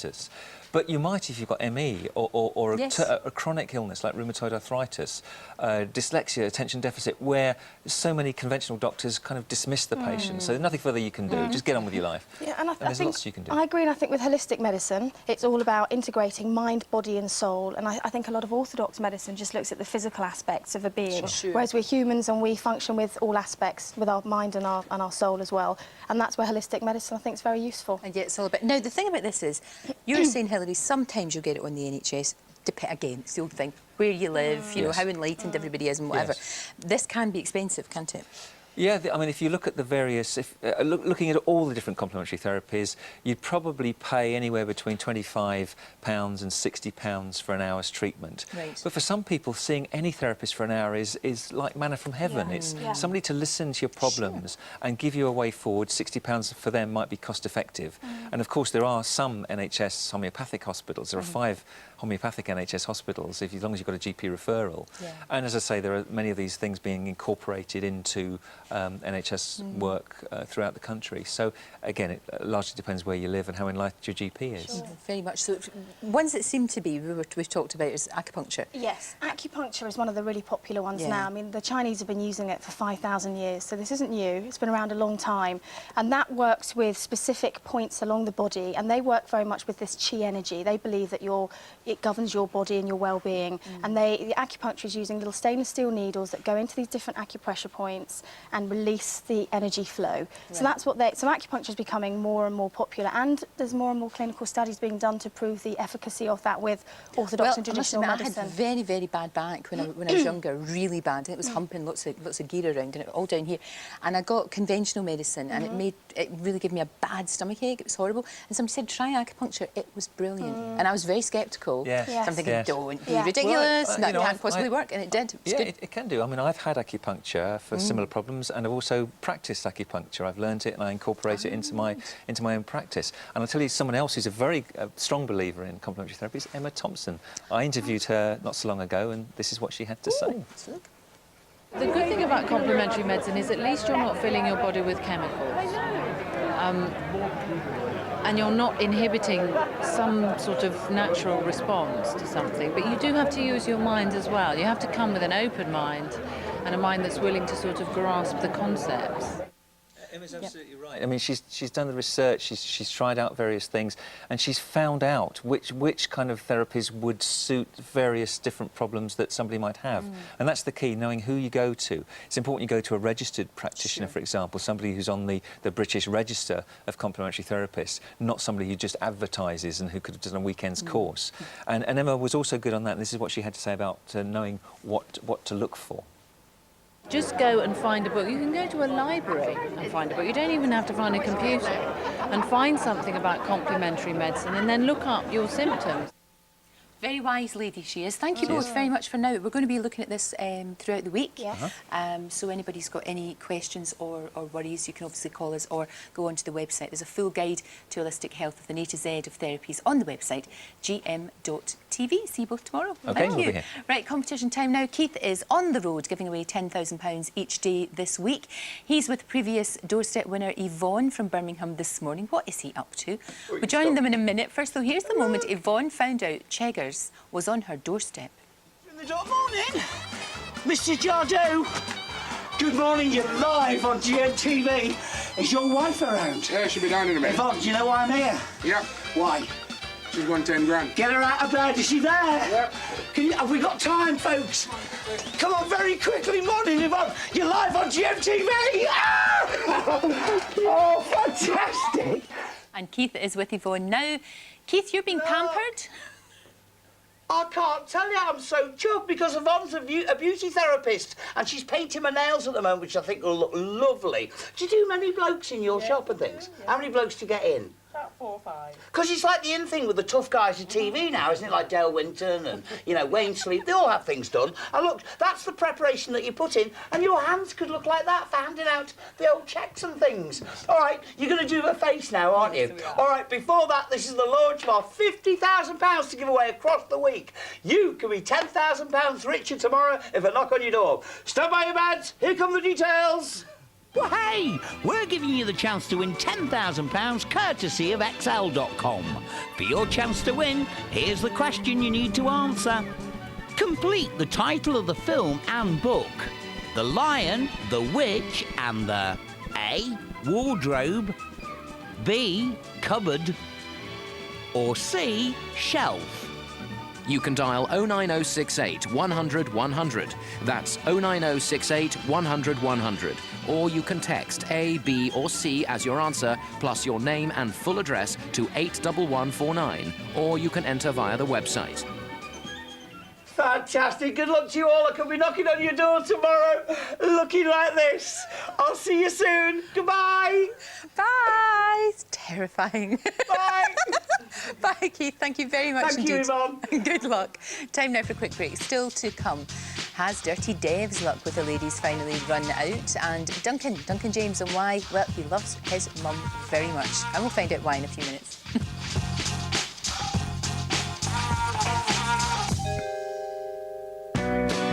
New Dove Cream Oil Bar. Beautiful skin at any age. From the producer of CSI, Murder. Mommy played with matches. This is easily 25 years. Malice. This is Assistant District Attorney Annabeth Chase. Am I going to jail? Not if you tell us the truth. Motherhood. I want to be a mommy and I want to work. Alibis. It broke in. She was already dead. And lullabies. If Amy Flynn dies, I won't rest until you get the death penalty. If we have to search that girl as dead, you need to get a confession. The brand new crime drama, Close to Home. Tonight at 10, exclusive to Living TV. Where I can fly. A Spanish beach on the Mediterranean Sea. Yes, there is a better new day. A way to set Feel free. a perfect time and place for you and me. Time for myself. Sky with your hands. Say welcome to your dreams. Feel your friends by your side. The greatest gift of life. Portaventura. Come and play. Hotel and park entrance from £42 per person per night.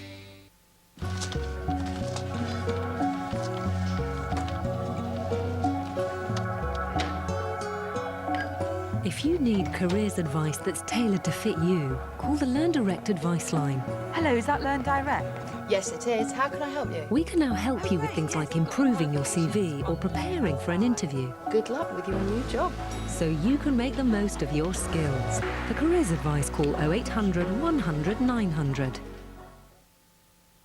Did you know that up to 90% of bad breath is caused by the germs on your tongue? Introducing the new Reach Fresh Breath toothbrush with a tongue cleaner to help remove the germs that cause bad breath, leaving your mouth up to 5 times cleaner and your breath fresher. New Reach Fresh Breath toothbrush.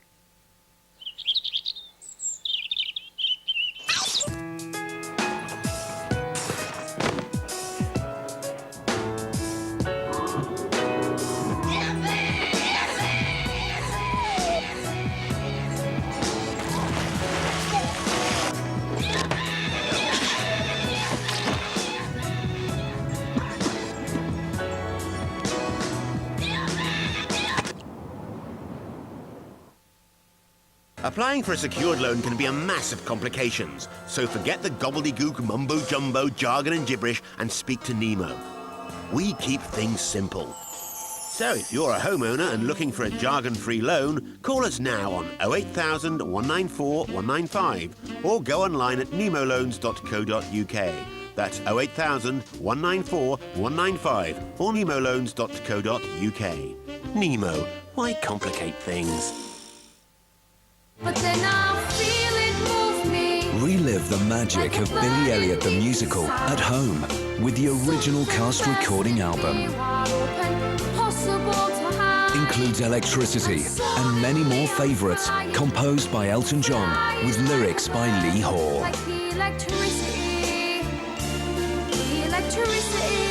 The original cast recording album from the award-winning musical Billy Elliot, out now.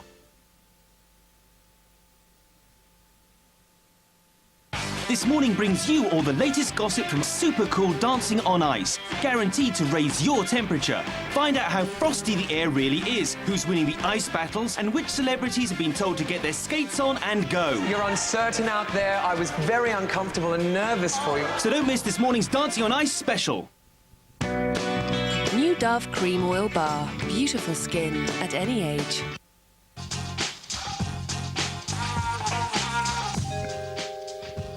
Hi, welcome back. Still to come, Wild at Heart actor Stephen Tompkinson is here. He's going to be talking about working with that big chap in Africa. And this week, she's the nation's sweetheart, but we'll be giving Chantel a bit of a brand new look, which I think she kind of needs. Now, we all think our mum is 1 in a million, don't we? But GMTV, we are on the hunt to find Britain's best mum. All this week, we are meeting people in the public eye and their mothers. And today, ex-Blues Duncan James joins me with his mum, Fiona. It's lovely to see both of you. Thank you. Really, really good to see both of you.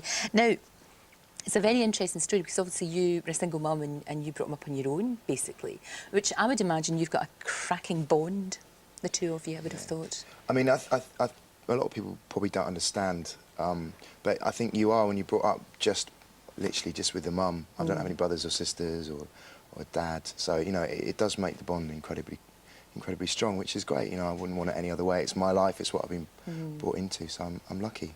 You're obviously very proud of what your mum's done for you, because, I mean, if it hadn't been for her support and help, I don't think you would have had the career that you've had, and will continue to have. Mum's been really supportive always, which has been one of the reasons why I've always been able to move to London and give it a crack, you know, because being brought up in Dorset and Devon is, you know, quite far away, and the opportunity to come to London you don't always get, so I was lucky. Mum was always supportive. And you always encouraged him to just follow his dream, if you like. Oh, absolutely. And that's fantastic. Absolutely. And I think it's also very important to give your child lots and lots of confidence, so that they're, you know, so that they can actually go forward in life and everything, and they've got the confidence to be able to do it. And he always used to come to me and ask me, you know, is this okay, Mum? You know, do I look all right? Is this? And I'd always say, yes, darling, you're wonderful.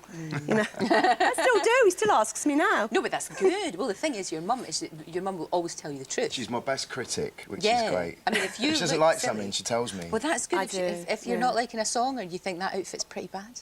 Not happy with that video? I have to pay the price for it sometimes because he gets very angry with me sometimes if it's a bit negative. But you kind of know, don't like you? But you're sometimes you know yourself. You're just needing your mum to tell you that. Oh yeah, no, it's important. So no, I do know. I go to my mum and she'll. And he she'll says put to me, right. "Oh, shall I wear these shoes or shall I wear these?" And I say, "I'll wear those ones," and then he goes and puts the opposite ones on. So I don't know why he asked me in the first place. But I know which ones to put on then. No, very, very cute, very cute little boy. Yeah. Very cute little boy. Let's have a look. How adorable. Oh, Luke, that's great. The obligatory little pudding bowl haircut is absolutely lovely. Oh, gosh, it's great. I love these pictures. They're beautiful.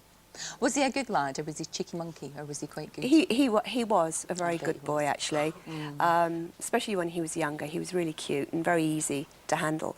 The problem was when he started going to school, and I used to have to try and get him up in the morning to go to school. Oh, tell me about it. 5 to 9 in the morning, he'd be on the floor in his bedroom doing his homework. And I'd be ranting and raving, "Come on, we've got to go, we're going to be late." And every morning we'd be late. Do you know that makes me feel so much better? Because I have to drag her out by the ankles sometimes, like that. It was awful. It was awful. Do you remember those days? Yeah, I always just... 5 to 9 in the morning. Not a morning boy. Doing... No, no. neither was I. I like my sleep. I wouldn't get out of bed and I was like, oh no, I've got to do my homework. I was like, Mum, can you just ring in school because I'm going to be late today? Or he'd write me little notes the night before. I forgot to do my homework, can you do it for me? But you must be very, very proud of him. I am. So proud of him. Of course I am. Of course I am. I'm extremely proud of him. Absolutely. He's done incredibly well. Yeah. You always wanted to be in entertainment in some way, whether it be acting or music. That was always the ambition. I loved drama when I was a little boy, and I did a lot of school plays and stuff, and that was really the only thing I was really good at school was like the acting classes and music. My grandpa was a pianist, so from an early age. Oh, there's you. Is that you? Yeah, that's me. Is that you, Sherlock Holmes? Yeah, I look like Grandpa. That was I was Dr. Watson in the musical. In the musical of The Revenge of Sherlock Holmes. Yeah. Fantastic. And I was done up like my granddad. And they all would come and see you. That's the other thing as well, because there's a lot of, you know, when your child wants to do something like that, it's a big commitment for you too, because there's all rehearsals and there's a lot of input from you as well, learning the lines and doing all of that. Absolutely, yes. There's a lot you have to do too. He wasn't very good at learning lines. Used to leave it to last minute again. Write it down, write Yeah, it write it on my hand. Write it on your sleeve. Really or frantic times they were. They really were. Oh, dear me. But it's great now. It really is. And you are a fantastic example of the support and how having a great upbringing can really help you. I think it's really important, you know, I mean, obviously you know it, I think it's important for parents to be encouraging to their children, you know, so they can go off and do what they want and have the confidence to do what they want as well. No, and also for them to know that you're always there for them no matter what. Exactly, you know. exactly. We couldn't put it better myself. Thank you both very much indeed. Thank you. And you have brought up a very good boy. Thank you. He's so well mannered. She's a and good mum as well, polite. Yeah, no, you have. Yeah, I'm very proud of him. boy. Thank you. Thank you you. both very much Thank indeed. you. Tell you what, if you've got a mum in a million or you want to nominate someone else's mum, here's what you have to do. Send your entries to Britain's Best Mum, GMTV, PO Box 12789, London, SE1 9EW. If you've got a camera phone that takes video, send your messages to 07739 672 673. Messages cost 50p and the standard network rate. Or email us at gm.tv. The closing date is the 13th of February, and we're sorry photos cannot be returned. So get your entries in, and for details of how you can nominate your mum for this competition, you can also find them on the website, of course, gm.tv. Now, last night saw the start of a brand new ITV drama starring Stephen Tompkinson and Amanda Holden, set in the wilds of South Africa. If you didn't see it, here's a reminder. Look, I tell you what, I'll do you a deal. Dad! I won't ask you to do anything that I don't think's...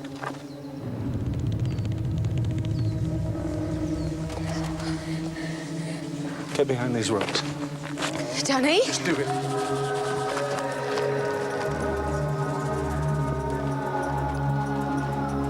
Rosie! Dad, do something! Dad! What's it gonna do?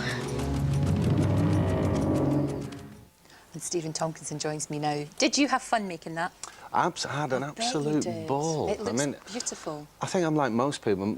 My experience with animals is either watching documentaries or the occasional trip to the zoo, and it just doesn't compare with them being in their own environment. I mean, you feel so privileged to be them. They're just magnificent. It's a great idea. It's a really good idea for us to see people taken out of their environment and put somewhere else. Exactly. And how they cope. It's been a long time since there's been, you know, a series with actors and animals of this proportion. We're probably going back to Clarence the Cross-Eyed Lion and Daktari before then. So fond memories. Exactly. We're showing our age. And we are indeed.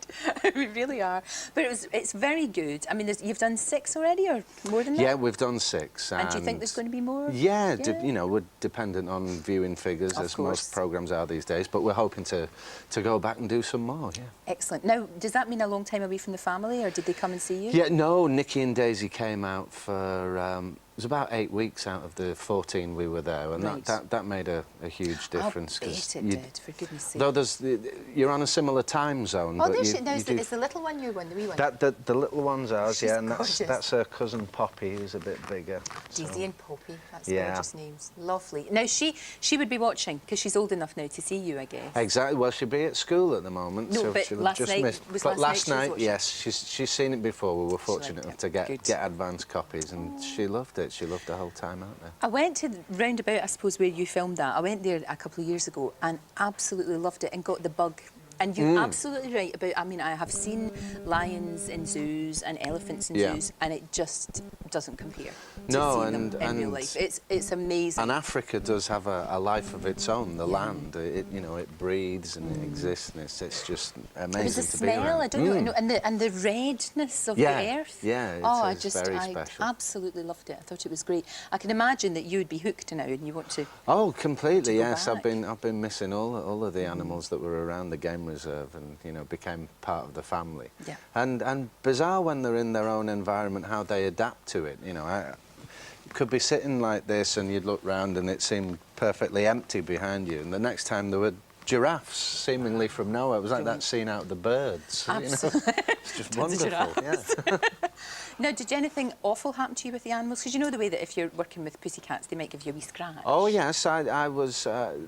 a 6-month-old lion cub sank its teeth into my really? upper arm. Yeah. And they can give you a good nip by then. Yes, absolutely. It was on camera as well, so I had to sort of struggle through it. It had been good as gold for ages with this toy, and then the director thought it was a bit too lifeless, so decided to take the toy away. Oh, and it was sort of teething at the time, so it decided to teeth on my upper So it needed arm something instead. to chew on? Exactly. Jeez. Bless. Yes, thank you so much for that. That doesn't usually happen when you're acting, that's for sure. Amanda, of course, pregnant when you were filming. That's right, So yes. you looked really close last night. Sometimes you could see wee tiny With tiny bump. Not Yeah. very much because she's No, and she was amazing coping with all that and keeping everyone else's spirit. She's She a was wonderful okay. person. Yeah. And just had a wee one herself. Exactly, which is great. Alexa Look, on there. Saturdays. Holding the baby. We're thrilled She looks for her. amazing, actually, considering and she's Chris. just a wee lamb. There Yeah. you go. Wonderful. So, hopefully more. We'd like to see Hopefully more. more. It's like I say, it's a great idea. And it just works. It just Yeah, works I on all hope sorts of so. levels. It's- Perfect Sunday night telly. Exactly. Really That's good. what we were hoping to get. So. Right after Corrie and before Lewis. What could possibly go wrong? Happy days. Shall we have a wee sneaky preview of next week? Oh, why Let's have not? a look. See what happens. I remember when I started here. It was really hard work. I hope you've got deep pockets. Have we got giraffes? Is that what you said?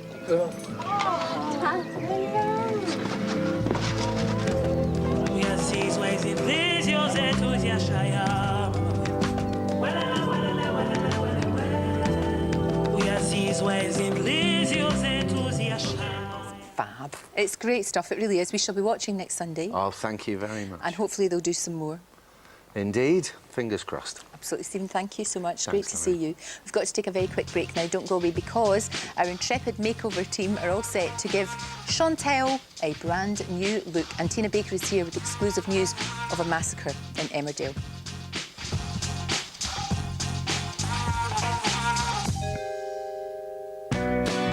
New Dove Cream Oil Bar. Beautiful skin at any age.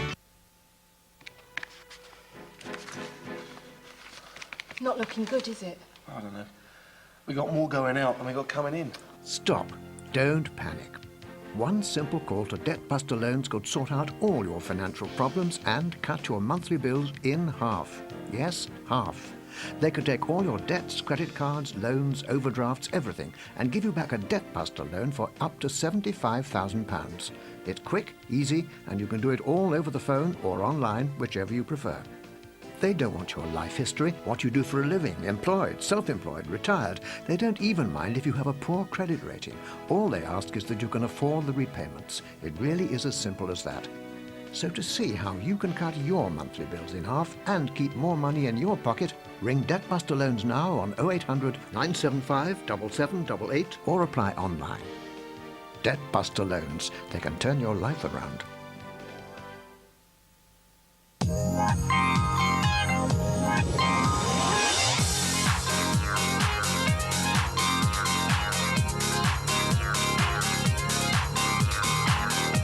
With over 600 pages of fashion and more than 300 pages of home, we think it's the only style directory you need. Call 0845 456 5600 or go online for your directory. The next directory. You've either got it or you haven't. People who come to Weight Watchers meetings lose on average 3 times more weight than those who go it alone. Come and watch yourself change. Call 08456 777788 or visit weightwatchers.co.uk. Join now and register free. So, injury lawyers for you. If I had an accident, how much compensation would I receive? That would depend entirely on the circumstances. Well, how much money would I be expected to pay up front in a signed credit agreement, for instance? Nothing. Mr. Anderson, please remember where you are. Will I receive 100% of the compensation? Yes, absolutely. Injury Lawyers for You make sure all our people give nothing but honest, professional advice on your personal injury claim. Call our team direct on 0845 345 4444 for a no loan, no credit, no catch service. Oh, why did I ever become your friend? The true test of any relationship is what happens to it during times of trouble. Pauline! You want me to go, Pauline? I'll go! She threw me out. I could stay with you, please. You were supposed to be the love of my life. Now you're being pathetic. He's got 4 sausages, I've only got 3. He's a guest. Gonna cut that one in half? No. Best of friends, best of enemies. Northern Lights, tonight at 9 on ITV1. New Dove Cream Oil Bar. Beautiful skin at any age.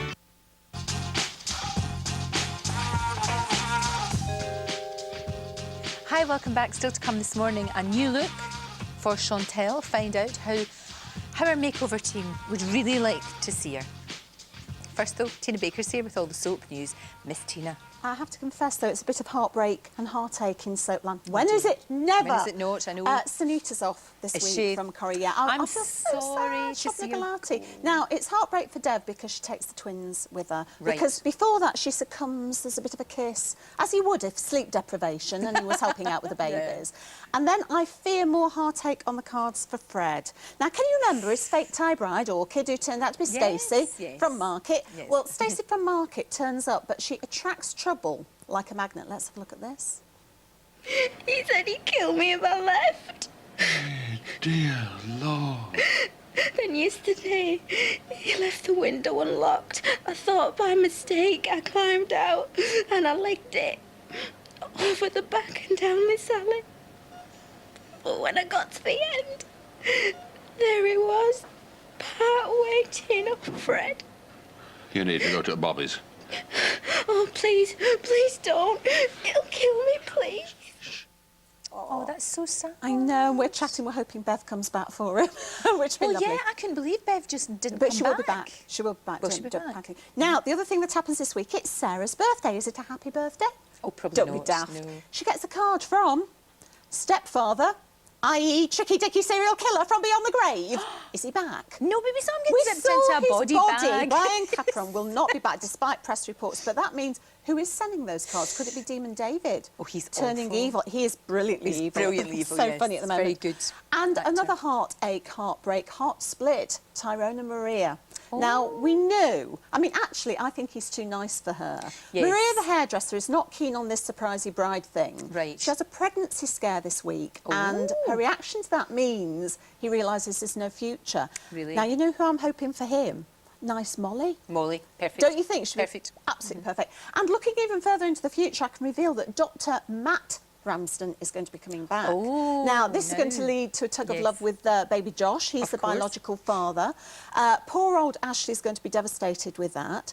And it's not the only dishy doc on the block, because in EastEnders this week, we have a new doctor, Dr. Cousins. Now, this is Tom Ellis, who you might have seen in Shakespeare, in The Much Ado About Nothing. In real life, he's engaged to Tamsin Outhwaite. Is he? So he practices his lines and Tamsin plays Dot, which I think is really brilliant. What I like about this is he's in, and within minutes, he's half naked. Okay. My sort of doctor. I wish Dr. Hillary would do that. You know, been campaigning Oh, he for will. years. He will. For that, Just- absolutely you just have years. to ask. And somebody who needs a doctor. Can you see my theme here? I'm seeing where you're going. Honey's pregnant. Oh, now, okay. bless her. She's terrified. Even she's a very sweet character, but she thinks Billy wants to get back together with little Mo. So Right. let's have a look at this. Okay. It's not me he wants. It's little Mo. And if I tell him I'm pregnant, he's going to hate me even more for getting in between them both. No, darling. You've got it all wrong. Becky, I know you'd like Billy, me and the baby to be one big happy family, but it ain't going to work out like that. Well, I'm sorry, darling. If you're not going to tell him, I am. Oh, no, please don't. I'm going downstairs right now and getting him up here, and you are going to tell him.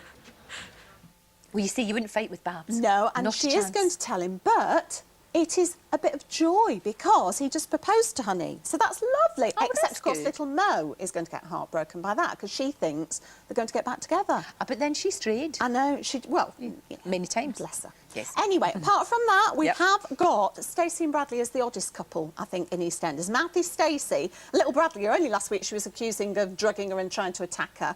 I think there could be something going there. Okay. You know, she needs somebody nice. And my shock revelations in my Warning Triangle moment and Emmerdale Massacre.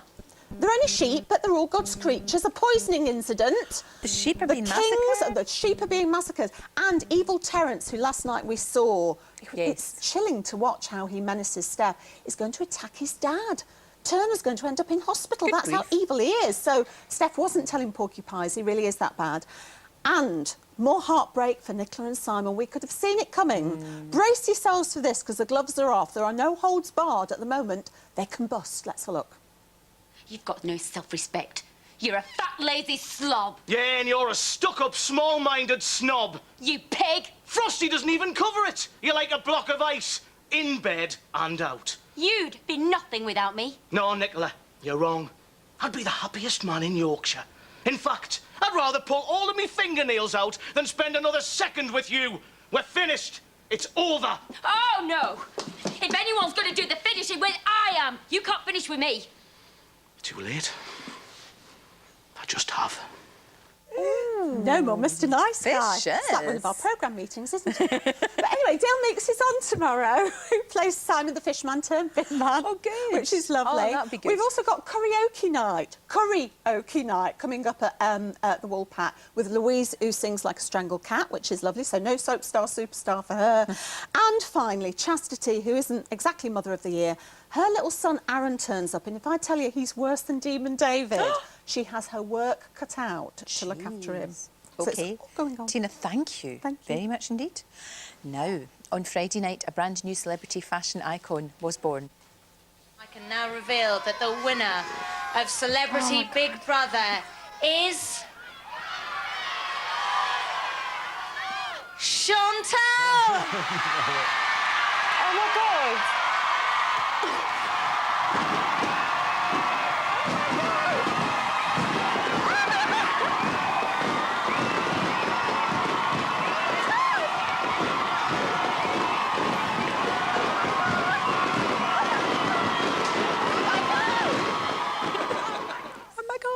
We challenged our A-list makeover team, Siona Johnson, Trevor Sorby and Mark Hayes, to try and recreate the style of our Chantal.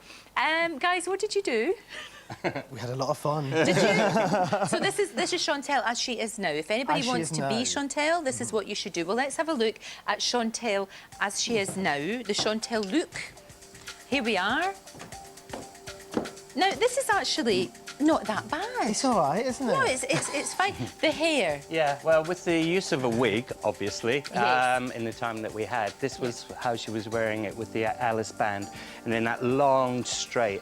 In my opinion, her hair was too long, Yes. even though it was extensions. They Yes. could have been shorter. So this is kind of a recreation of that look. Right, and we're going to do a better one in a minute. Yeah. We'd have to see. We're going to do how you want her to be, that's for sure. Clothes, high street, good. You know, I think this is all right for young girls. I mean, it's all very, very high street. OK, so, I mean, the little glasses are from Miss Selfridge. You've got those from there. Hairband as well. She loved a hairband. Yes, if you noticed that. That's from Miss Selfridge at £5. Then we've got our little top. Now, that's River Island, £29.99. I like that, actually. It's cute, isn't it? Well, she loves her bling. That's the thing. She likes to shine. She's a young lassie. Shirt dress from Miss Selfridge, £35. Right. Then we've got our skirt from Morgan, £39.99 for that one there with the kind of ruffles. A little belt from Oasis that comes in at £22 once again, glitter and sparkle. And then the cowboy boots. Wearing cowboy boots inappropriately with short skirts like that. It's a good look. Why the hell not? I know. And the lipstick was just orange. So orange. I love Chantal. I think she's great. And she's having fun with makeup like any young girl. Well, but the only thing is, when you tend to put all that colour all over your face, like she's got the orange-brown tan, which is a bit too strong, and the lime green eyes, and then the orange lips, you just see all this sort of colour on her face, and you really miss her pretty features. So I think she needs to tone that down a bit, and let's see a more sort of chic celebrity style. Well, let's see how you would have done her. Thank you, Chantal, present Chantal.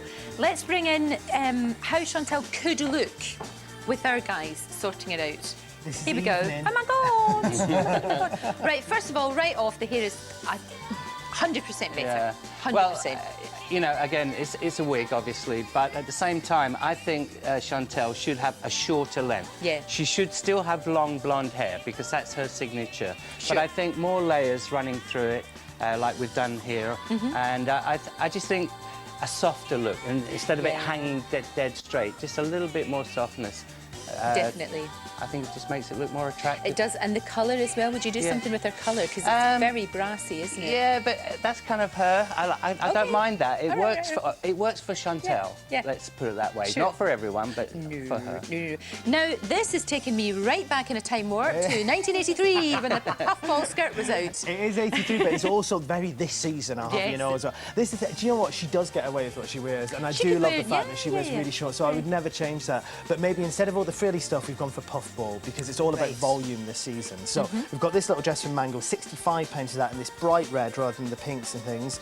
Shoes, gorgeous. She will always wear strappy shoes. She's that kind of girl. But now she might be wearing probably very expensive ones. Very expensive. Manolas, maybe. These are from 9 West at 65 if you don't want to go with that. And a little gold bag from Oasis at £15. Lots of gold accessories I thought would work. Right, so loads of gold, loads of bling, that's what we want, but maybe not quite as much as she's doing at the just in moment. a more subtle catwalk way, I think. And Siona, the makeup, you've toned it right down. Right down and brought some more natural skin tone through, which is nice. And I think this is fantastic for like a film premiere, which I'm sure she'll be going to soon. And just softened it, but still have, you know, interesting, fun makeup as well. But don't let the makeup take over your face, is what I'd advise. Right. And do you honestly think that you will see girls, but you will see girls wanting to look like her? Do you think that's what's going to happen, yeah? Definitely. I think she's created a little monster, so to speak. And I think a lot of hair extension companies will be phoning her as well. Yeah. She's going to make a bomb, isn't she? Oh, yeah. Good luck to her. Yeah. Good luck to her for making a crust. I would never begrudge anybody for making a crust, that's for sure. But I just hope it's not just too much. You, Trevor, you said a really interesting thing. She reminded you of Helen. Remember Helen from a couple of series ago? Yeah, because she used to say, oh my God, oh my God. We got another Helen. Very funny. Guys, thank you very much indeed. If she wants to come in and avail herself of your professionalism, she's more than welcome. Yes. That's it from me today. Tomorrow, Carol Vorderman joins me, and we are looking at cut price clothes, from £60 wedding dresses to £30 men's suits. So don't miss that. See you tomorrow. Bye-bye.